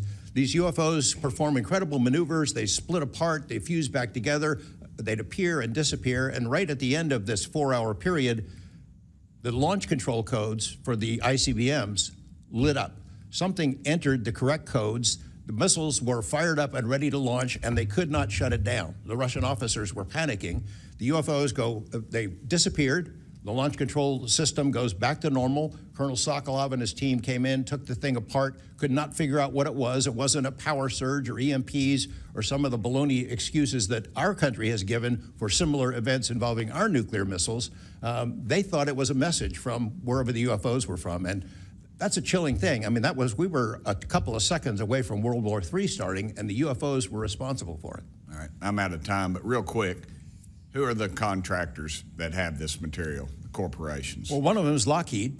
And I'll tell you, I mean, you know, I'm not saying Lockheed's the bad guys. They're doing what they were asked to do. Sure. They have lied about this because that's what they're supposed to do. But Lockheed would be one. There's a list I can give you, Congressman.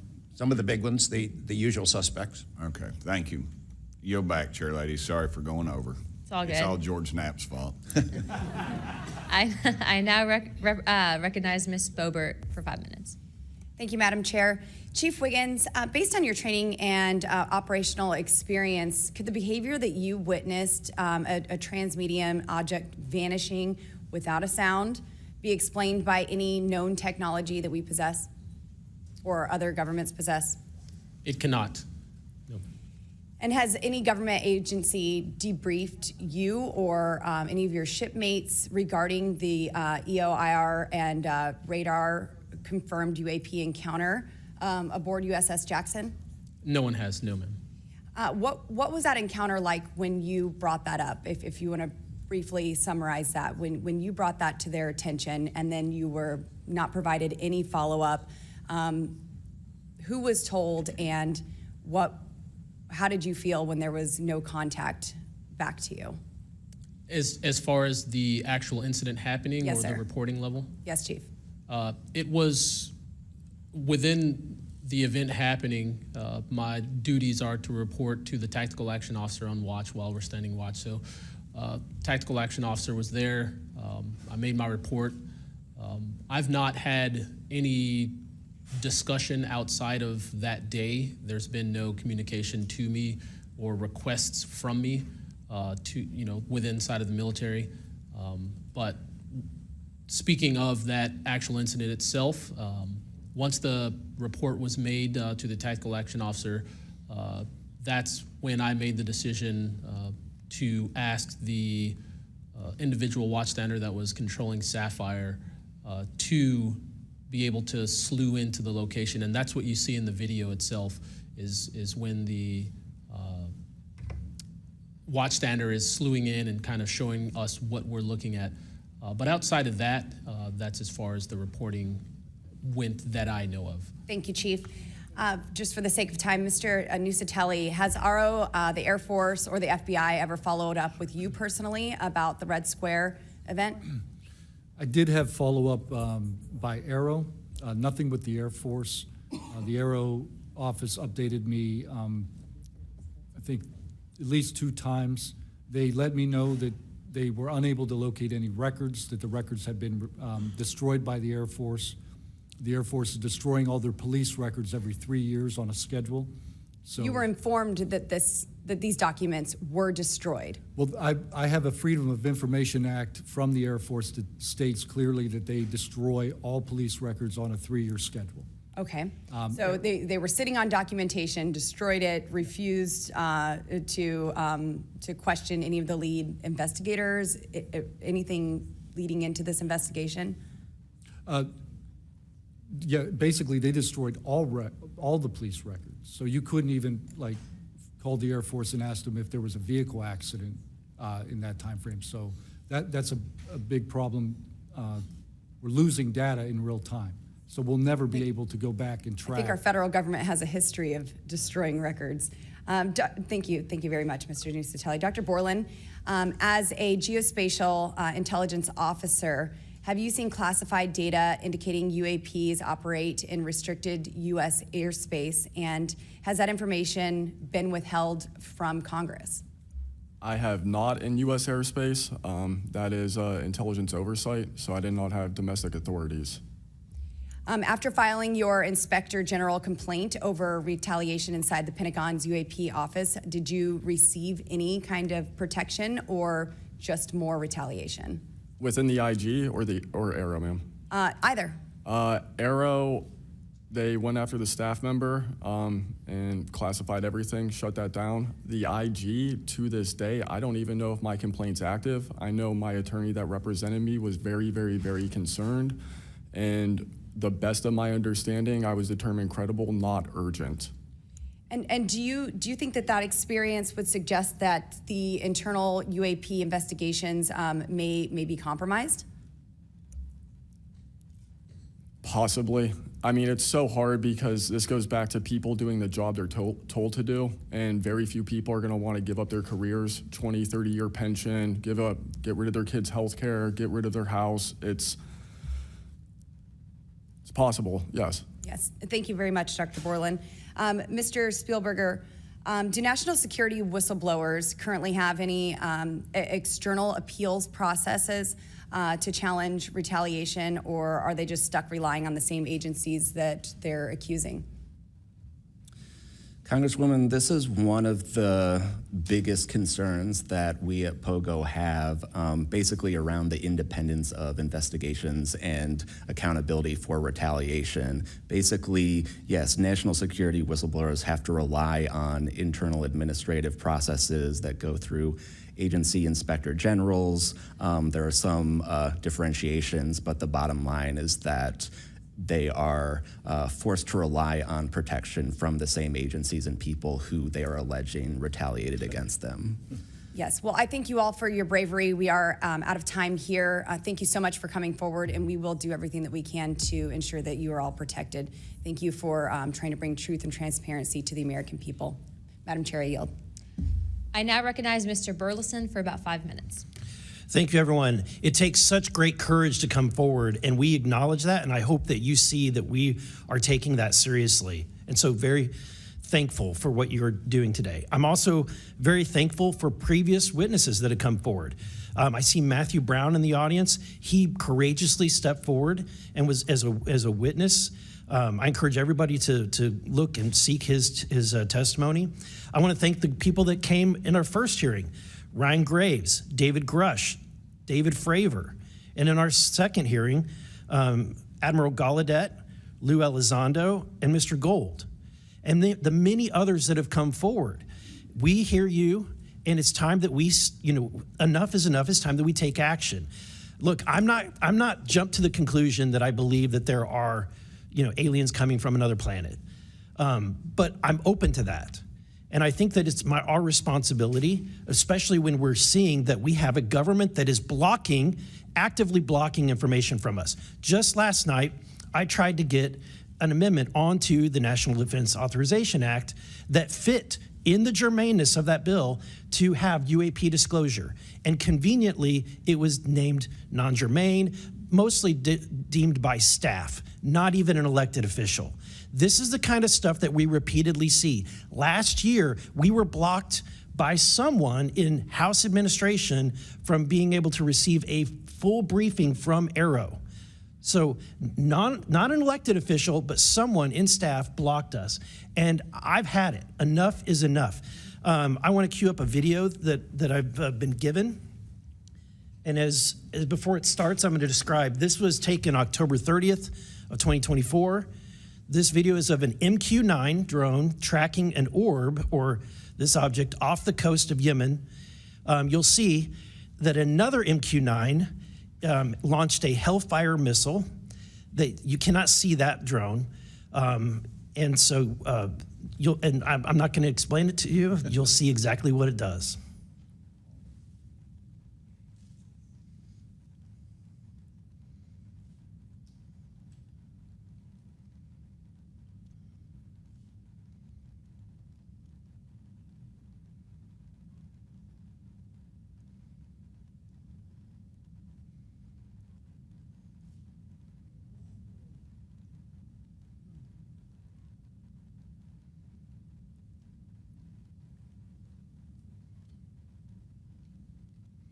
This is when it zoomed out, so you can still see it traveling.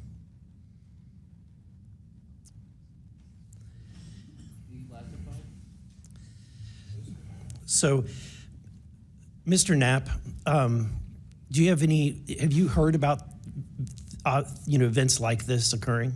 And what information might you have? I have heard about events like this. I have heard about this event. Jeremy Corbell and I talked about it in one of our episodes a while back. We did not have the video, though. There are servers where there's a whole bank of these kind of videos that Congress has not been allowed to see, that the public hasn't been allowed to see. Occasionally, some of that stuff gets out in the wild, and it comes our way. It should be going to you. The public should be seeing this stuff. And why you're not allowed to, I don't know. But that's a Hellfire missile smacking into that UFO and just bounced right off. And it kept going. It kept going, and it looks like the debris was taken with it. Yeah, what the hell is that? So flies like that? Again, I'm not going to speculate what it is, but the question is, why are we being blocked from this information? consistently.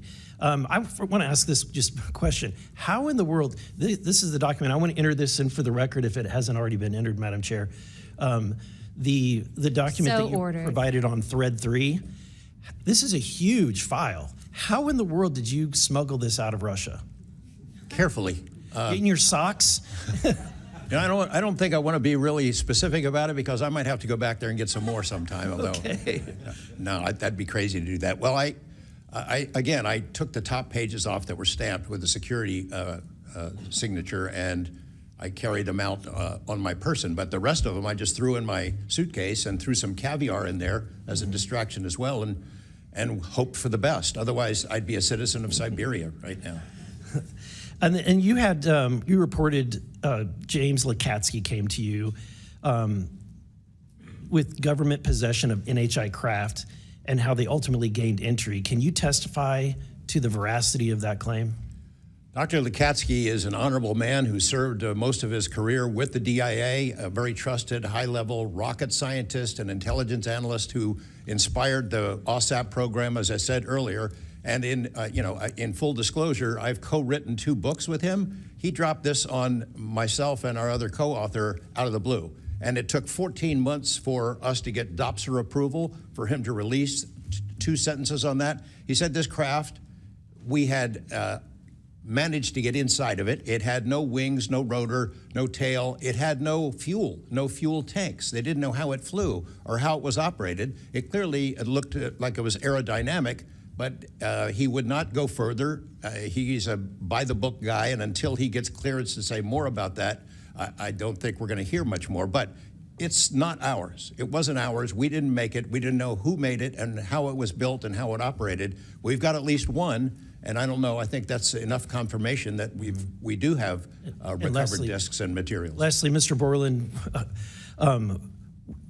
in the classified realm, have you been exposed to undeniable confirmation of NHI technology?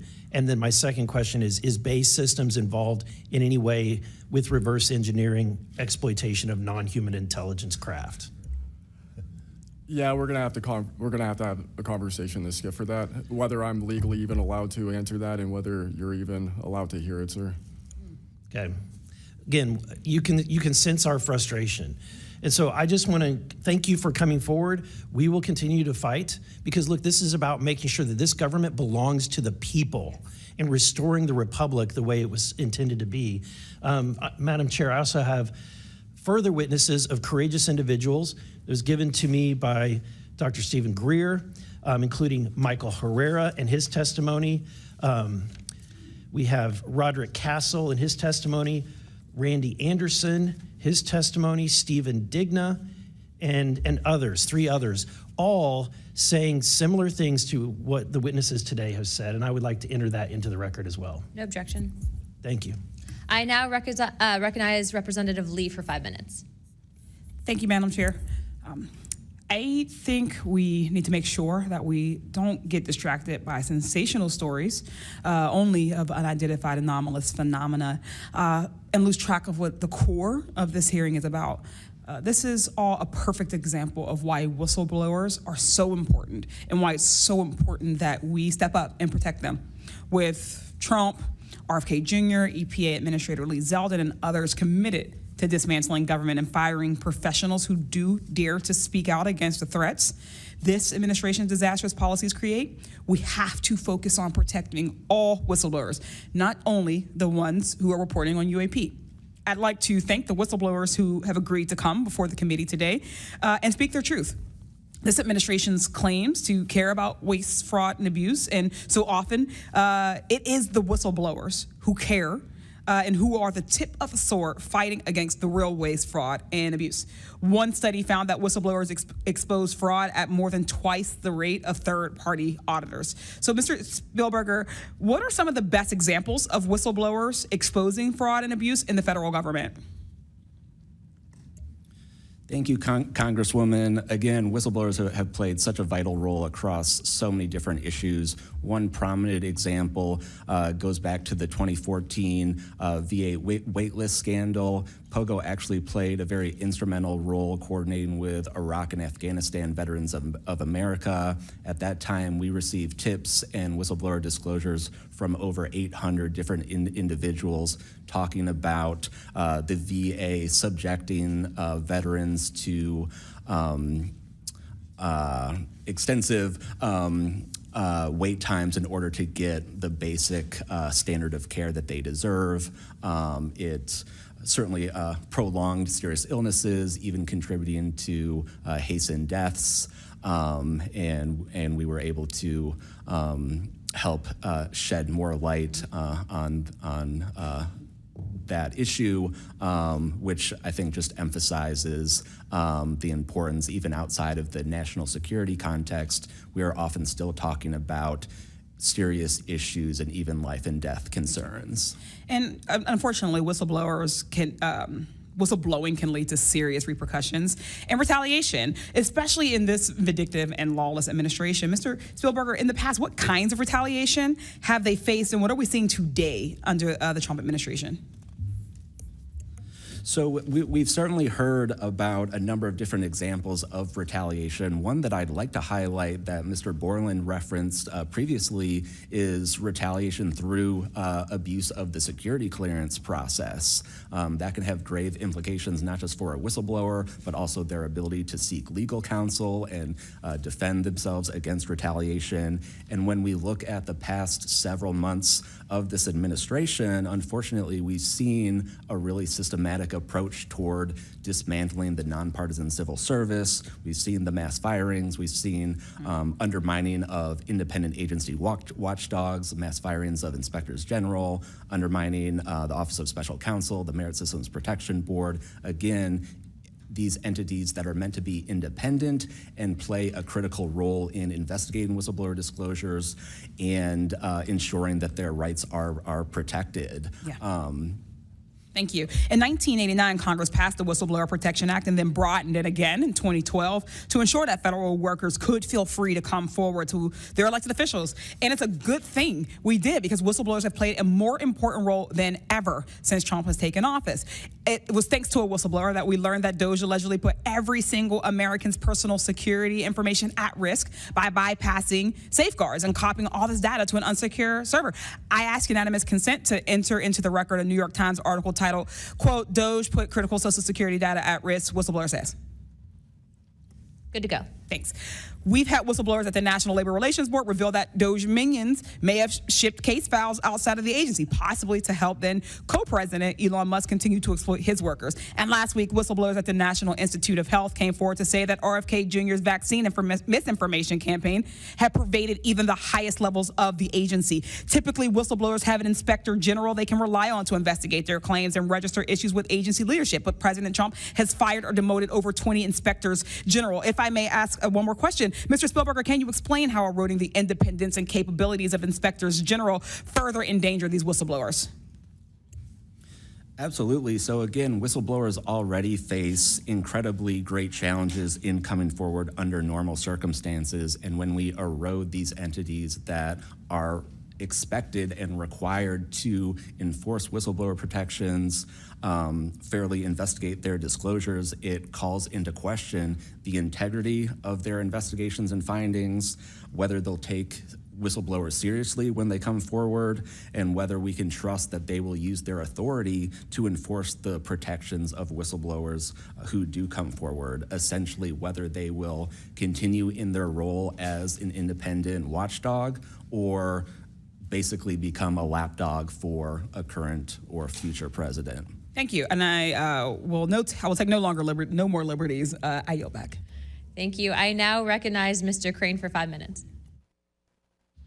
Thank you, Ms. Chairwoman, for holding this hearing. Thank you to the witnesses for appearing. In the effort of transparency here, I got to admit to the witnesses that, growing up, I really never believed in UFOs or any of this stuff. I always thought it was a little kooky and whatnot, but after hearing your testimony from honorable service members watching videos like my colleague, Mr. Burleson, just presented. I got to admit, I've become a believer. Not that I know where these things come from or, what they really are up to, but I'd like to start with asking the witnesses. Mr. Nucatelli, you were in the Air Force, right? Yes. Did you believe in UFOs prior to your encounter? I've always been interested. Okay. Yes. Chief Wiggins, you're currently in the Navy, is that correct? Correct. Did you believe in UFOs before your encounter? I did. I'm from Las Vegas, and I've watched George Knapp my whole life. Okay. What about you, Mr. Borland? I have always been open to where facts go, so. Were you guys scared or hesitant to come forward and tell your story because of fear and believing that you might be reprimanded or ostracized from society because of your stories? Mr. Nucatelli? Yes, absolutely. I probably would not have come forward if I didn't have documentation to prove some of my story, and I also wouldn't have come forward without the people that paved the way for us in the first congressional hearing. So, Chief, what about you? Once I got the okay from the Navy from top down, that gave me a level of relief. Prior to that, I didn't have any thought left or right of that, but thank the Navy to give me the go-ahead, and that gave me the relief that I would not have any level of reprisal or anything happen to me. Mr. Borland, how about you?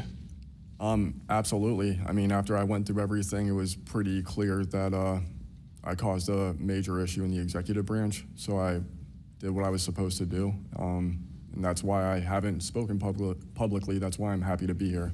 This is how I wanted this to be done in regards to me. Mr. Borland, why do you think that you faced reprimand and discipline for your effort to come forward and be transparent about what you saw? About what I saw is the reason why I got into what I know and has been disclosed to Aero and the IG. And I think that information, well, it was labeled an extremely sensitive national security issue. Thank you.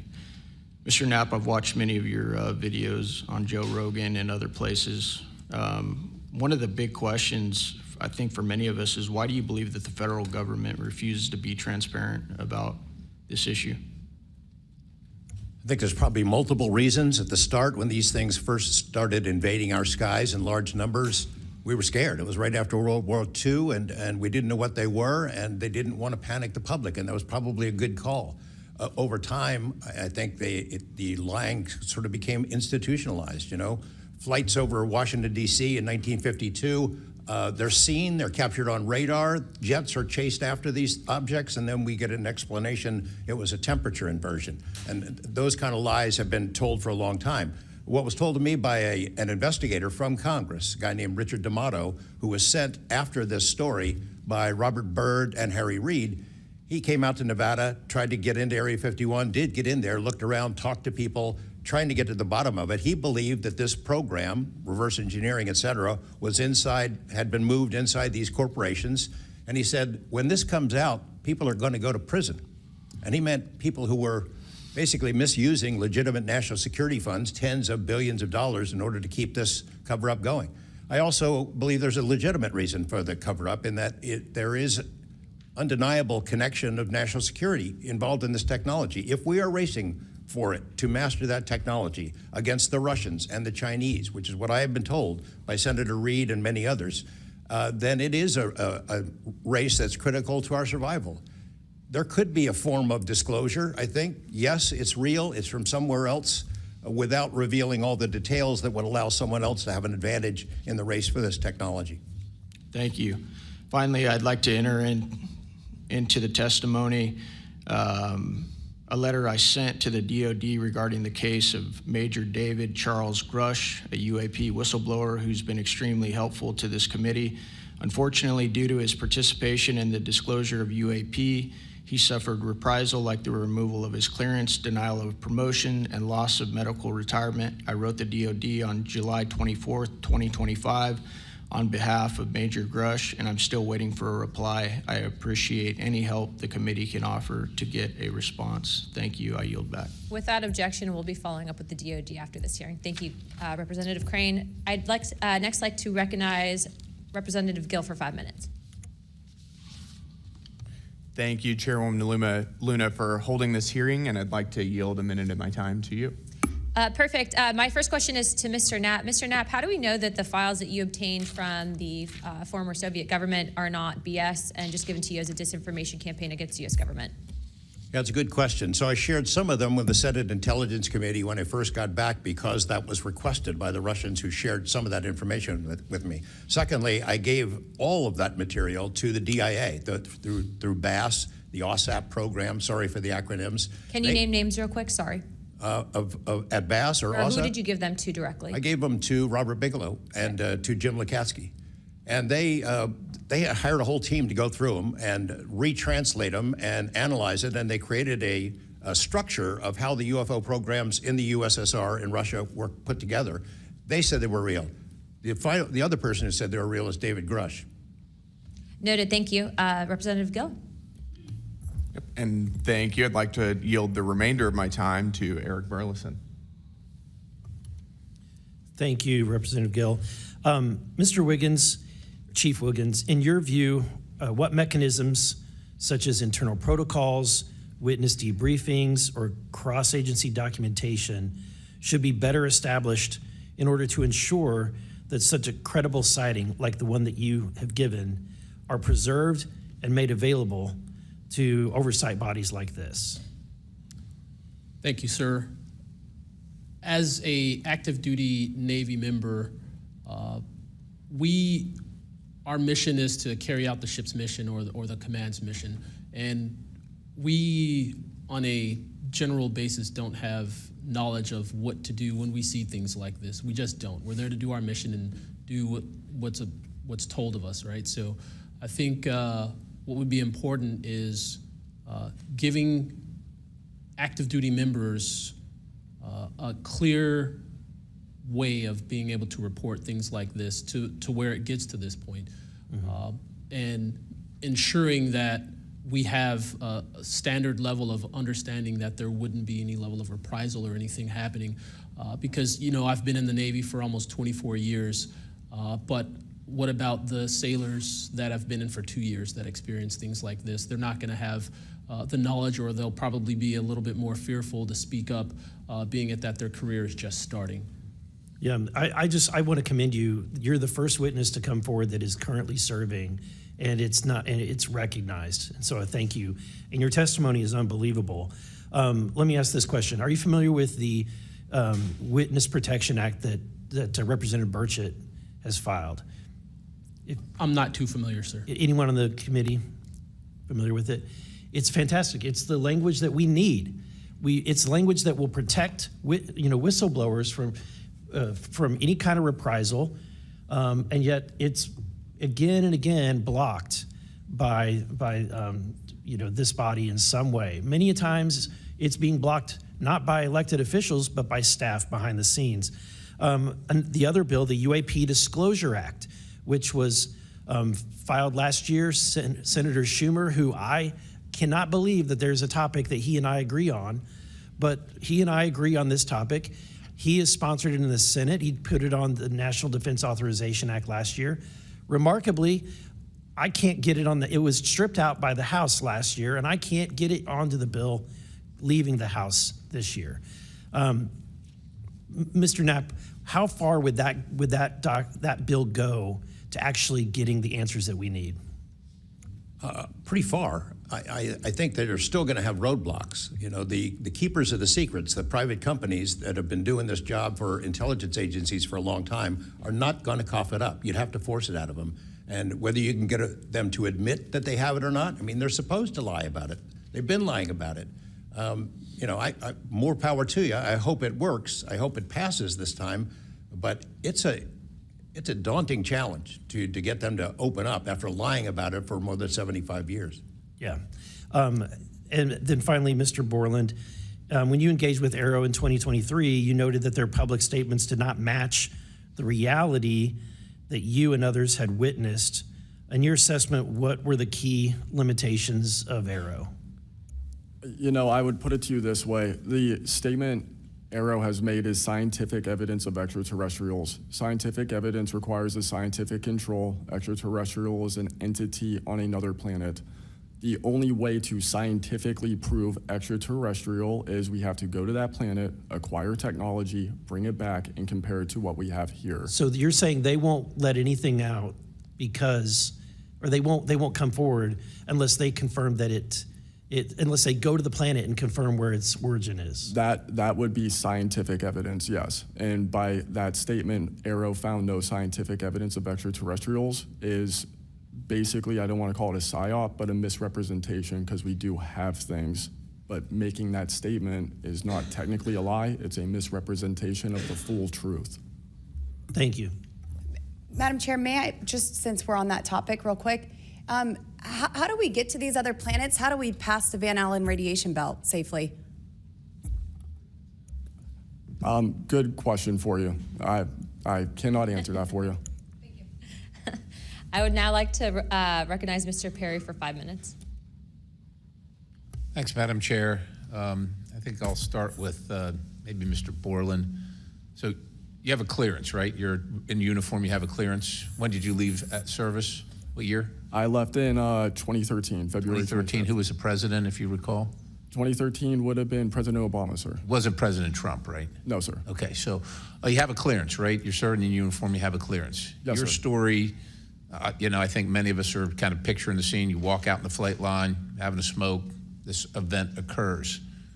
Do you have the perception, at least I do, based on your story, that this involves the U.S. government? Whatever you saw involves the U.S. government. That is 100% my opinion then and now. And was there an after action? Do you do a daily debrief of the activities of the day? Was any of that recorded? Was there a conversation with the command? Was there any documentation that you know of at the time? Not to my knowledge. I mean, like I said, I talked about it in on the ops floor, and a couple of people had pulled me aside, some older enlisted, and were like, you probably want to keep that to yourself. So did you get the impression that they knew what you were talking about, just didn't want you to harm your career or seem crazy, or that they didn't really witness? Did you know anybody else that witnessed what you saw? Again, not that night. Like I said, the only people that would have been out there would have been security forces, and then those of us that were doing ops. Security forces in uniform or contract? Probably both. Did you talk to them? Did anybody talk to them in an after action? Not to my knowledge, sir. Was there any interest in the command to determine and verify what you saw? Not to my knowledge, sir. It's unfortunate. Chief Wiggins, thank you for your service. Gentlemen, thanks all of you for your courage to be here. Your story's a little bit different. Sounds like it, well, for both of you guys, and also Mr. Nucatelli, if this were sanctioned by the U.S. government, even though you have a clearance, but it's classified above the clearance level, do you see any reason why they would allow you access, being present, viewing it, hearing it, you know, being around it? Like, what is this, an accident? Like, does the U.S. government make these kind of accidents? They make accidents, mistakes like this? Like, we're doing this test of this new system, and we forgot these guys were standing here. Does that sound like something that the U.S. government would do? No, sir.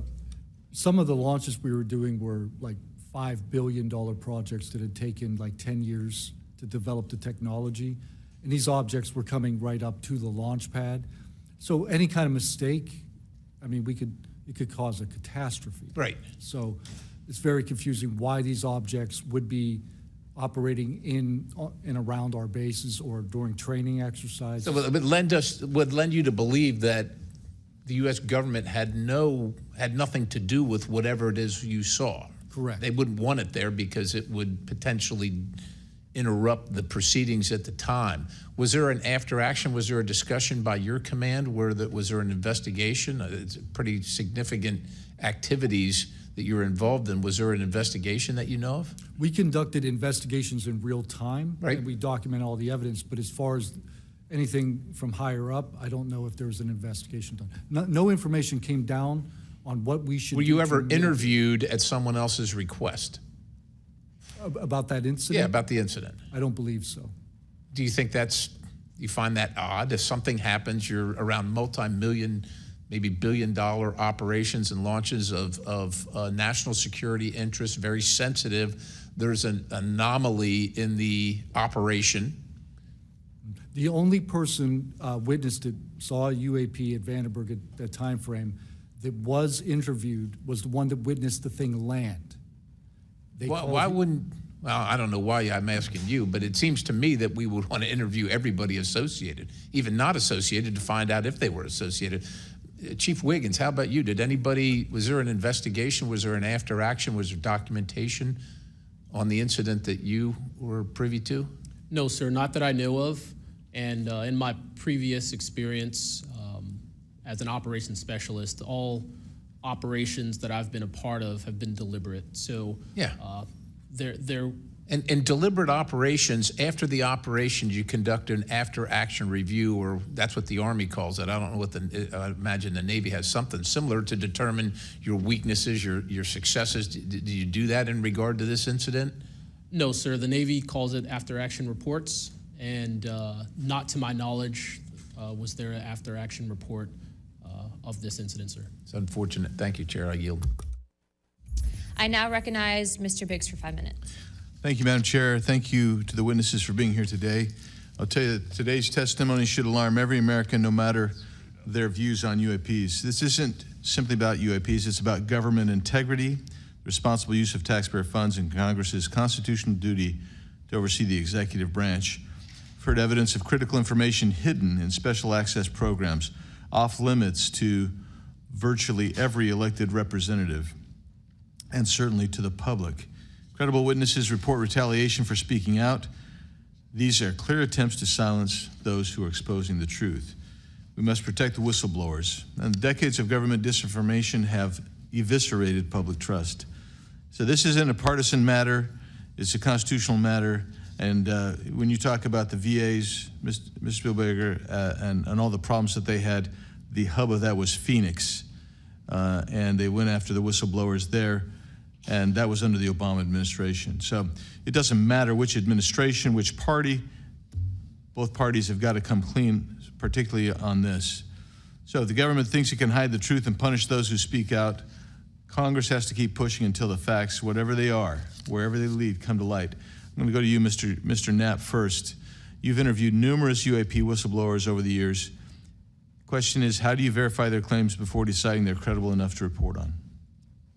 It's a combination of factors. First, you check their credentials. Did they really serve where they said they did, and did they work where they said they did? Are there any other witnesses? Is there visual proof, film, footage, things of that sort? You ask the people around them that know them, that used to work with them. If they're credible people, that's one way. You know, I think about Arrow, the organization that this body created to deal with witnesses and whistleblowers.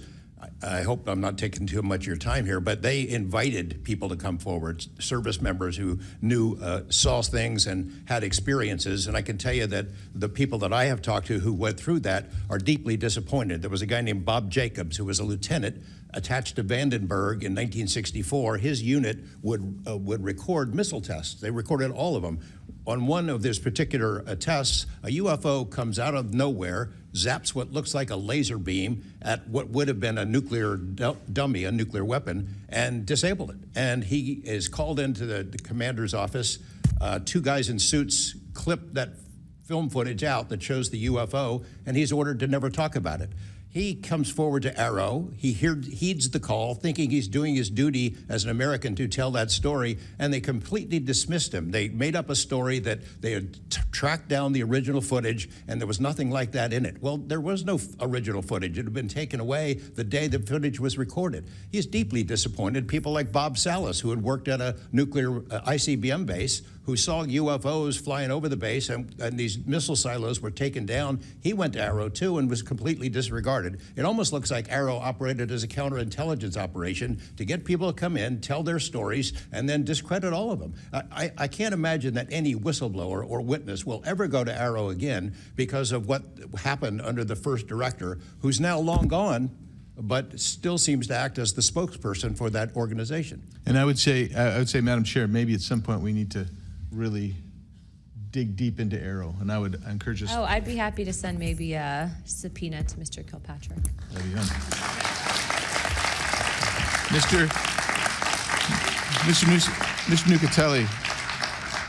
Nucatelli, you've testified that official Air Force records of the Red Square incident are now held by Arrow and the FBI.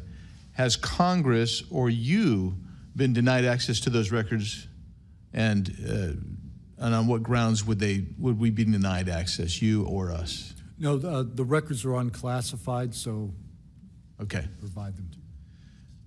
In the 2003 to 2005 incidents you described, were any physical effects, electromagnetic interference, radio anomalies, or security system disruptions documented in base logs or any reports, official reports? Not to my knowledge, no. Mr. Wiggins, has the full resolution unedited footage of your incident been provided to Congress? Yes. Okay. Were you or your crew ever instructed formally or informally not to document or discuss the event? Ever? No. Good. Mr. Borland, you've talked about manipulation of your security clearance records. Can you identify which agencies or offices were responsible and whether they provided any written justification?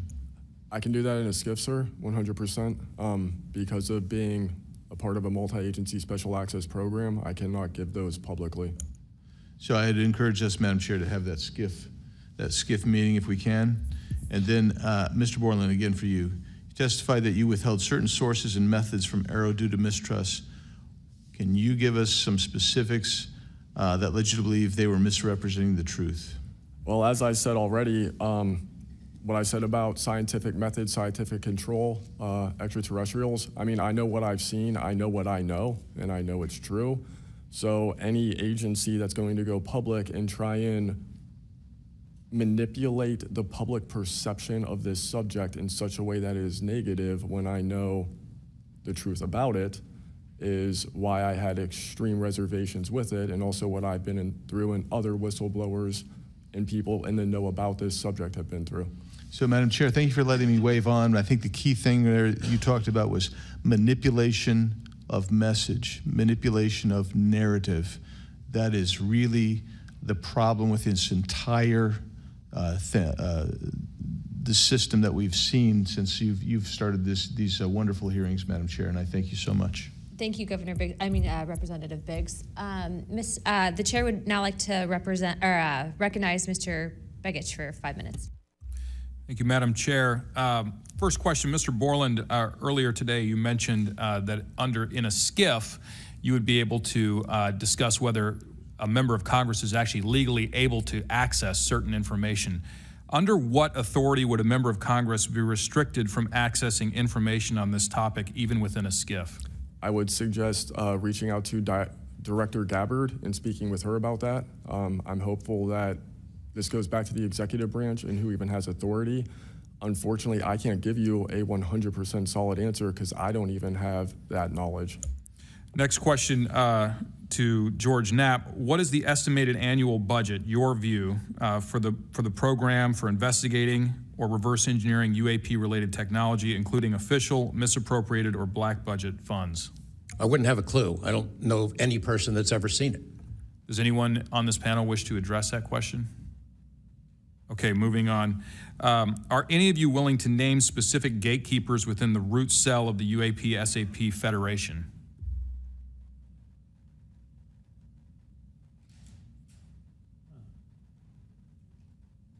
You mean specific people and contractors that have dealt with us and kept the secret? Specific individuals.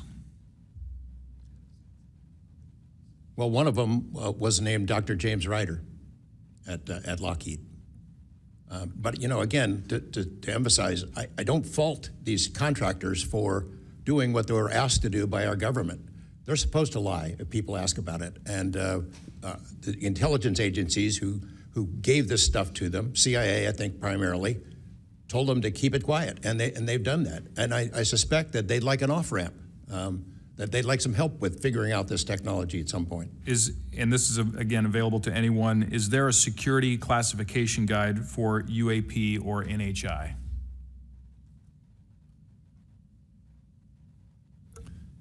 I remember in the 2003 or 2023 hearing, it was stated that all UAP related material is classified secret or above.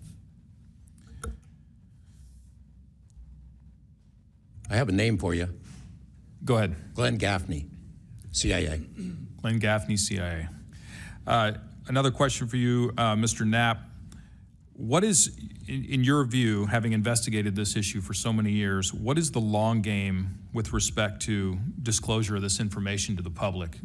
Because with the advent of essentially a video camera and a high megapixel phone in everybody's pocket, at some point, this information is going to be impossible to withhold from the public.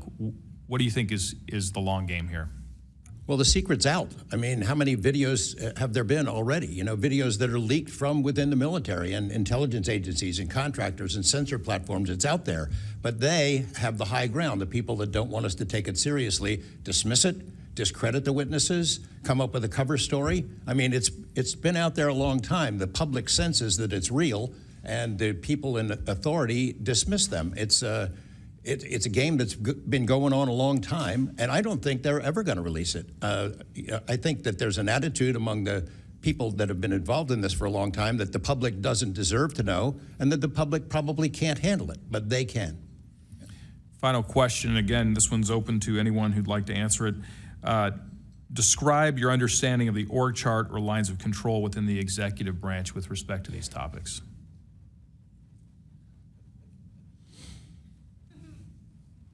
And if you'd like to address that in a skiff, feel free to say so. That could work as long as I'm legally allowed to and you are legally allowed to receive it. I think these programs are in the executive branch, the National Security Council and over on that side. That seems to be what some of our witnesses have told us over the years. So you can, Congress can file all kinds of requests. The FOIAs can be filed with the Department of Defense, Department of War now, and they can honestly say, well, we don't have it, because they don't have it. Thank you. Is there anything in my remaining 30 seconds that you'd like to share on any of these questions that I've asked you today? I applaud the committee for trying to tackle this monster of an issue. I really appreciate that it might be the only bipartisan issue in Washington where everybody can agree. We've watched multiple hearings now. Everyone is asking the same kind of questions, whether right or left, and honestly want the answers. And Chairman Luna, Chairwoman Luna, I appreciate your dedication to this, Tim Burchett and the other members, for sticking with it, because it's come up in Congress before, and they had hearings, and then they dropped it for 50 years. So it's going to take a lot of time to get to the bottom of this, and I applaud your commitment to getting to the truth. Thank you, Mr. Knapp. Pursuant to Committee Rule 9C. Madam Chair, can I ask a parliamentary question of you? Yeah, sure. Does this subcommittee have the authority to do subpoenas? Task force. So the task force, to answer that question, has to do it through full committee.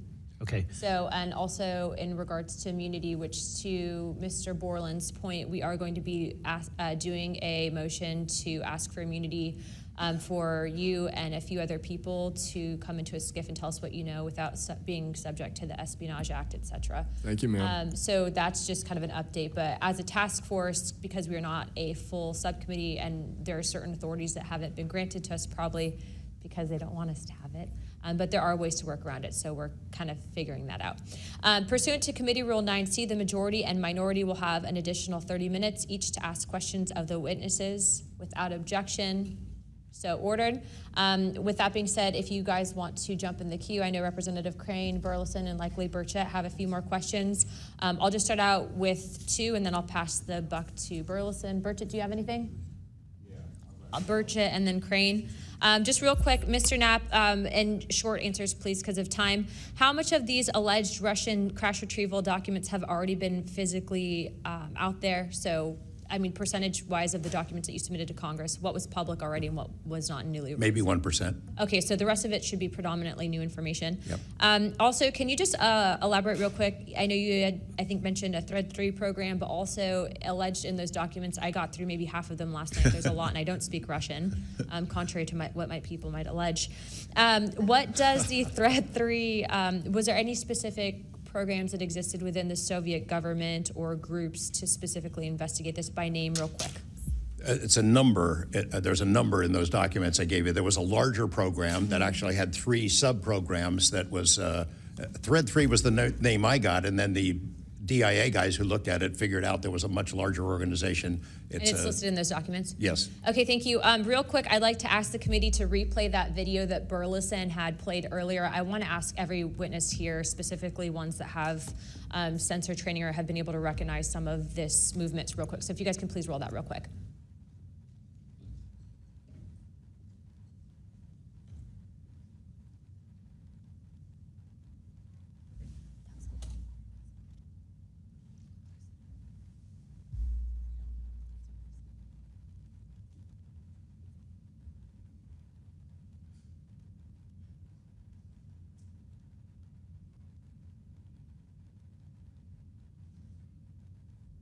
Okay, while this is still rolling, Mr. Nucatelli, real quick yes or no answers. Are you aware of anything in the government, United States government arsenal that can split a Hellfire missile like this? No. And do whatever blob thing it did and then keep going? Nothing? Nothing. All right, how about you, Chief Wiggins? Nothing to my knowledge, ma'am. Okay, and how about you, Mr. Borland? I prefer to answer that in a skiff. Okay, does this video scare you guys? Yes or no? Yes. Wiggins? Yes. Nat? I had a different reaction. I was really happy that it got out. Thanks for providing Curiosity that, kills the Congressman. cat. All right, Mr. Borland? Yes, for... Okay. All right, that is the end of my questioning. I'd like to now recognize Mr. Crane. Thank you. Chief, I was on a ship for a little bit. I was a gunner's mate on the USS Gettysburg for a couple of years. My question to you is, when you had your encounter and you saw it on the screen, you were in the CIC, is that correct? That's correct. On an LCS ship, the CIC is on the bridge, so it's called ICC-1, but yes, same. Did a bunch of the other folks in the CIC come and check out what you were looking at? Yes, we all did. The tactical action officer, myself, the RCO, and 2 others that were on watch. We were all in the same space, so we were all looking at the Sapphire screen all at the same time. Because in the other couple instances with the witnesses, you guys just saw it by yourself, is that correct? Mr. Borland, you saw it by yourself? For me, yes, sir. Mr. Nucatelli, you saw this by yourself? No, there were multiple witnesses in every case at Vandenberg. Okay. So, Chief, did that spread like wildfire throughout the ship in the next day or two, what you guys had seen? No, sir. It didn't spread throughout the ship, but it spread throughout ICC-1 conversation. As you do your turnover, we talk about it. But it didn't go further than just the watchstanders that stood watch on the bridge and in ICC-1. So it did move around there throughout a few days. I'm kind of surprised. Stuff usually spreads around the ship pretty fast. Why do you think the rest of your fellow sailors on the boat didn't hear about it? Potentially uninterest, possibly, with engineers or combat systems like yourself, don't make their way up to the bridge enough to get within sight of the circle of talk about the incident. Was it hard for you to get permission from the Navy to bring that video? I myself didn't bring the video. I just saw the video. When I saw the video, I got in touch with Admiral Gallaudet. That's how I wind up knowing about the video itself when I first talked to the Admiral. And you can hear my voice at the back end of the video, and I was like, hey, that's my voice, and I wanted to talk about it. How long did that encounter take place, Chief? So the encounter itself, from the time I recognized on my radar to the time after the video ends was probably about 5 to 7 minutes. What speed was the object moving at?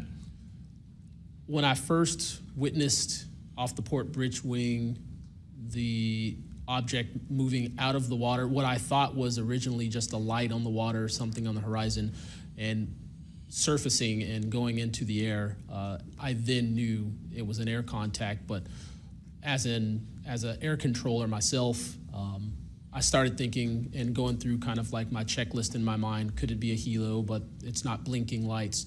So I then realized this is something I've never seen before. So the speed itself, just going from the horizon to about maybe 3,000 to 4,000 feet in the air, was very slow, slowly rising. And then it sped up. I'm not an expert at knowing specific speeds of aircraft just by visual eye, but I would say probably 1-2 Mach instantly into the rest of the formation.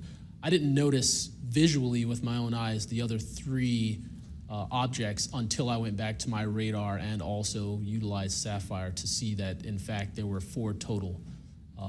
And then again, when they all left after a certain amount of time, it was nearly instantaneous. So you spotted it visually first, Chief, and then went back to your radar, or did you guys spot it on radar first? Radar first, because that was my watch station. And then you went out to the port bridge wing, is that correct? Correct, to verify what I saw on my radar. What range was it at, Chief, when you were able to see it visibly? I would say about 7 nautical miles, 7 to 8 nautical miles of a light from the ship. Wow. Thank you. I yield back. I now recognize Mr. Burleson. Thank you, Madam Chair. Mr. Chief Wiggins, you said that it emerged from the ocean. Is that right? Yes, sir. And before it did, it was glowing. It was a glowing object under the water. That part I couldn't tell because it was nighttime at 1915 approximately, and it was also at a distance. So it's very hard to tell the difference between something on the horizon and something surfacing from the water.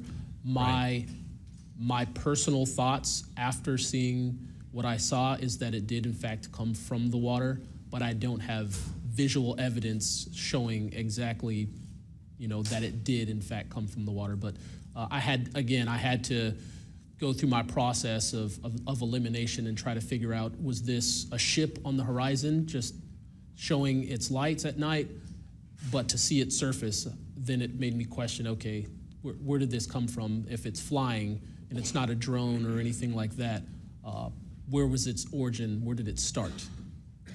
Mm-hmm. Mr. Knapp, in your testimony and in this document, you detail an event that happened in Russia where their nuclear missiles were activated, and we were close to a World War III at that time, which is startling to hear. It's also good to know that as we have investigated the JFK files as well, that we're learning that that there was a document that was sent between Russia, and there was an agreement between Russia and the United States that if they were to see some unidentified objects over sensitive sites, that they would report it to each other. Are you familiar with that document? Yes, I'm also familiar with the rhetoric, public rhetoric between President Reagan and Gorbachev at the time too, that they traded statements about, wouldn't it be something if we were threatened by something from way outside, how we might work together. I know for sure that they had conversations about it, and I know we did reach an agreement to try to lessen the possibility that us detecting a UFO or group of UFOs would not be mistaken for a bunch of Russian missiles. There were exchanges of that sort that went back and forth. Yeah, and I can imagine this is, to me, the validity of this document is underscored by the fact that Russia would not want this to be known. They absolutely would not want to know, the public to know, or the United States to know, that there was a vulnerability in their missile systems. Would you agree? Absolutely. And, and we had many similar incidents at our nuclear weapons facilities here that have all been sort of swept under the rug, but it's pretty scary when you take down 10 missile silos during tense times and you don't have a better explanation for it than it was a special test of security mechanisms or using EMPs, which is a preposterous explanation. Real quick, we're going to cut to Mr. Ogles. He just got back. So we're in a special kind of lightning round, so 5 minutes, and then we'll go back to our line of questioning. Thank you, Madam Chair. You know, at this point, I think it's clear from the hearing that there's advanced technologies that are taking place in our airspace. You know, the question is, and I posed it in one of the previous hearings, is it ours, is it theirs, or is it otherworldly?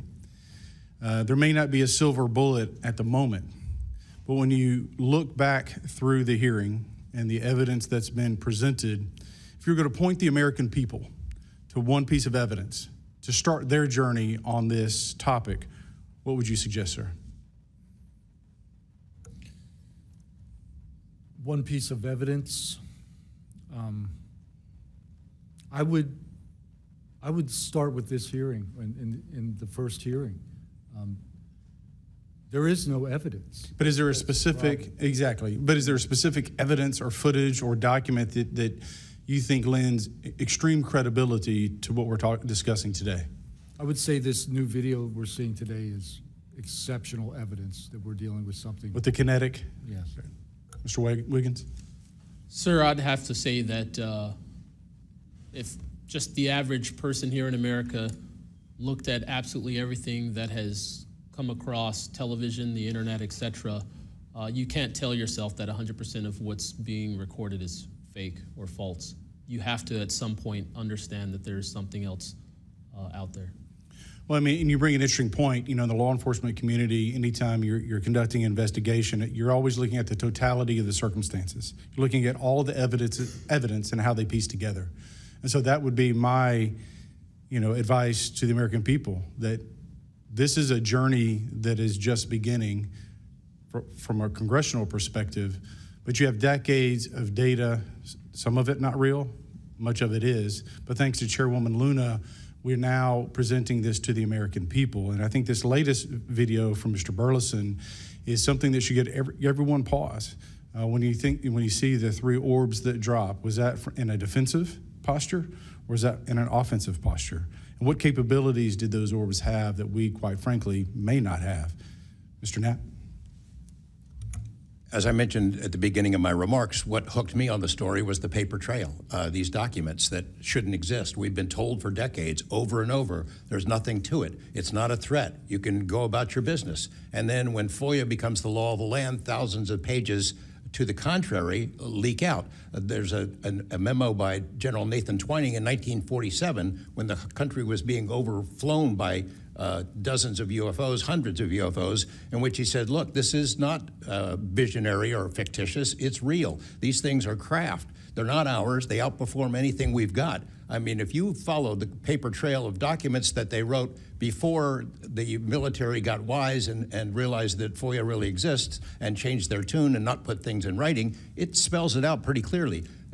I'll go refer back to Russia. One incident I did not mention to Representative Burleson is Colonel Sokolov in that Ministry of Defense program said there were 40 incidents where Russian warplanes were sent to intercept UFOs. And they were ordered to fire on them. And for the most part, the UFOs would zip away. 3 of the pilots, though, did fire at these things. Those 3 planes stalled out, crashed. 2 of those pilots died. And after that, the Russians changed the standing order. If you see a UFO, leave them alone. No country in the world wants to say and admit that these objects are flying around in our airspace and there's nothing we can do about it. I mean, who wants to say that? The U.S. certainly doesn't, and the Russians didn't either. And I've got to be almost out of time, but Mr. Berlin, then you, sir, real quickly.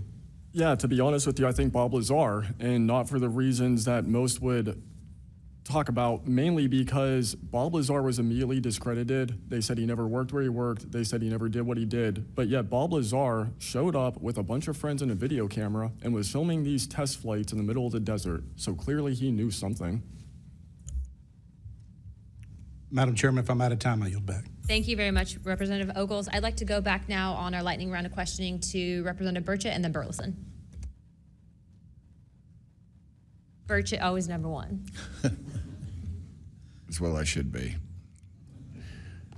Number 1 in your heart, number 435 on the chart. That's me. Dylan, knowing you testified to Arrow, are they obfuscating when they claim to have discovered no evidence of extraterrestrial beings, activity, or technology, and are they lying to the American public? As I said before, it's a manipulation of the public perception. The statement, scientific evidence of extraterrestrials, is a true statement. It is not the truth about what is happening and what we have. Any of y'all like to comment on that further? Mr. Knapp, you're getting edgy. It's splitting hairs. No proof that they're extraterrestrials. What would that proof look like? A piece of kryptonite? What would it be? I mean, we could be talking about different forms of non-human intelligence. I think the dominant paradigm is that they come from outer space, somewhere else, and they have some way that they can cross those vast distances that we can't even imagine doing. But not necessarily, that's not necessarily the answer. So asking for proof of extraterrestrials might not be the answer at all. It's splitting hairs. You know, we don't know where they're from. I don't know anyone who knows the answer for sure. They call them aliens just as a placekeeper kind of a word, but no one in all these programs who've studied this stuff for years, people with much bigger brains than mine, knows the answer for sure. Yeah, I've talked to Navy folks that some of the deep sea areas, they think there might be something there that they're here, and I don't know when they got here. Another point that needs to be made is every time, you know, we say we're going to back engineer or whatever you want to call it, these craft, I always say, like, it'd be like if you took I ride motorcycles, but if you took like an Indian or a Harley to the people that came over here on the Mayflower,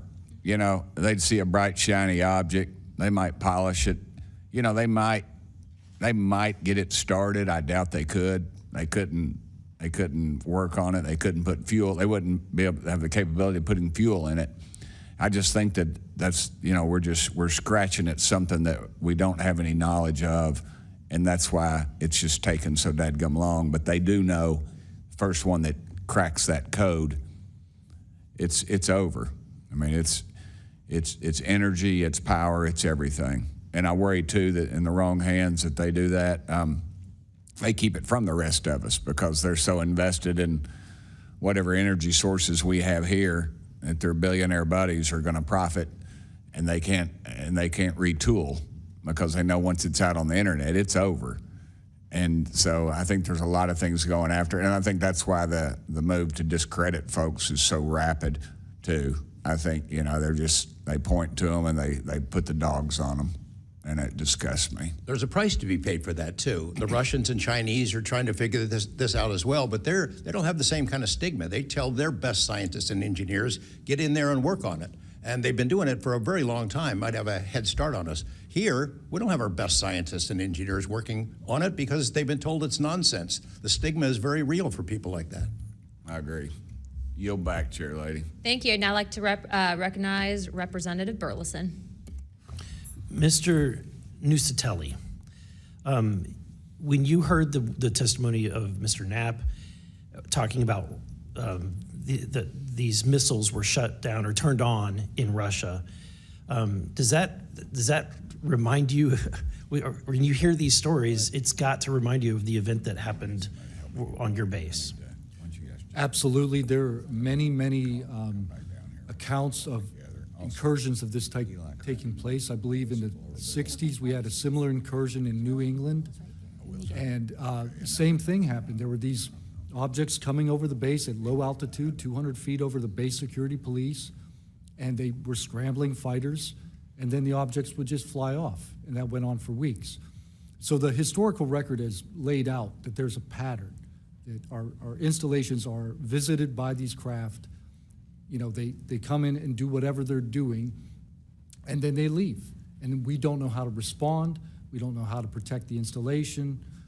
So that's why we're here. When you first heard, and we're having to report on these incidents that were being witnessed by other individuals, did you believe them?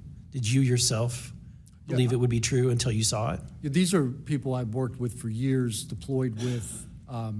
You know, I was in some of their weddings. These are people that I worked with every day of my life. Usually when the events were occurring, we were all together. You know, there'd be 40, 60, 100 people on duty during these encounters. Really? Yeah. All seeing it at the same time? Yes, these encounters were playing out while we were on duty, and And we were responding and investigating in real time as they occurred. And as you said, the importance of your operation was highly important because they said it's the most important in 25 years, the research that you were conducting. For that particular launch, we had 500 Air Force police officers guarding the launch. 500 people. It was that critical. Wow. But had this thing showed up, we wouldn't have been able to do anything to prevent it showing up. Real quickly, can you just redescribe size and whether or not you heard anything? It was how big, wise? The two square objects were at least as large as a football field. The second encounter, they think it was much larger than a football field. We're talking like flying buildings. The object I saw was about 30 feet in diameter. And to confirm, you were not the only person that saw this. Correct. I think I was also told that there was also reports of this in a police blotter in the area. Can you confirm that? Yes, that's the documentation that I maintained from the original event and turned into Arrow and the FBI. Okay. Do you have any more, Burleson? No, Madam Chair, I just want to reiterate to the American people that if you're frustrated, so are we. We're extremely frustrated. We've been, the 2-3 years, I can only imagine how frustrated Mr. Knapp is or Danny Sheehan is, and the amount of time that you guys have poured into this to try to get answers. I mean, Masson is back there. He's been pouring to try to get answers into this.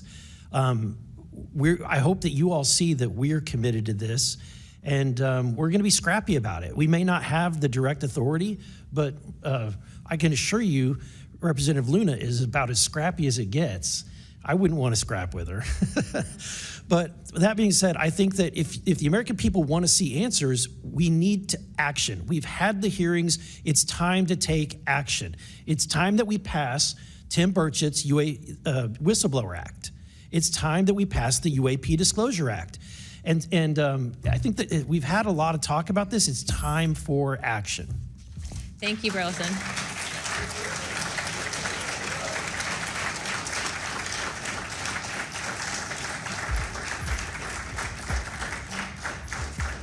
I would now like to yield 30 minutes to Representative Crockett. I'll reserve. Thank you. In closing, I want to thank our witnesses once again for their testimony today. I now yield to Ranking Member Crockett for closing remarks. I'll pass.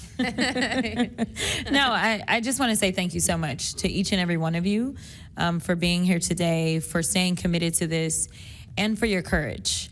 I truly believe that courage is contagious, and right now we need more courage than ever, whether it's UAPs or whether we're dealing with any other form of government where people are afraid to come out and speak their truth. The American people are relying on amazing public servants like you to speak up on their behalf, to be the watchdog, and to make sure that we are as safe as possible. And so thank you so much again for conducting a bipartisan hearing on such an important matter. Thank you. I'd now like to recognize myself for some closing remarks. This is obviously something that doesn't just affect everyone in this room.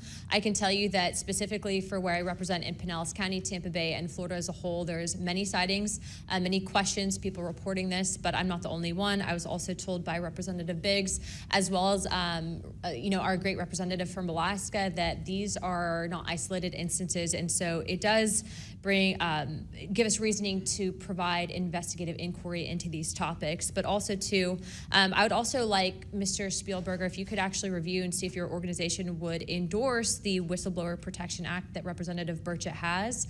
I can tell you that I will be signing on to a letter, as well as I'm sure many other members of this task force, and we hope that the ranking chairwoman, or my colleague here, Representative Crockett, as well as our Democrats that were here today, consider also signing on to that, as we do feel that it is time to ensure that our whistleblowers are given adequate protections and that people like Mr. Borland are not facing retribution in the way that they have been. With that being said, with all that and without objection, all members have 5 legislative days within to submit materials and additional written questions for the witnesses, and which will be also forwarded to those witnesses. If there are no further business, without objection, I'd like to now recognize Representative Burchett for closing remarks. I would just like to thank the ranking member and the chair lady for their courage. This is a tough issue. We all catch hell for it. And but it's gratifying that we're here in a bipartisan nature and the way this meeting was conducted. And I want to thank y'all for your courage. Thank y'all. And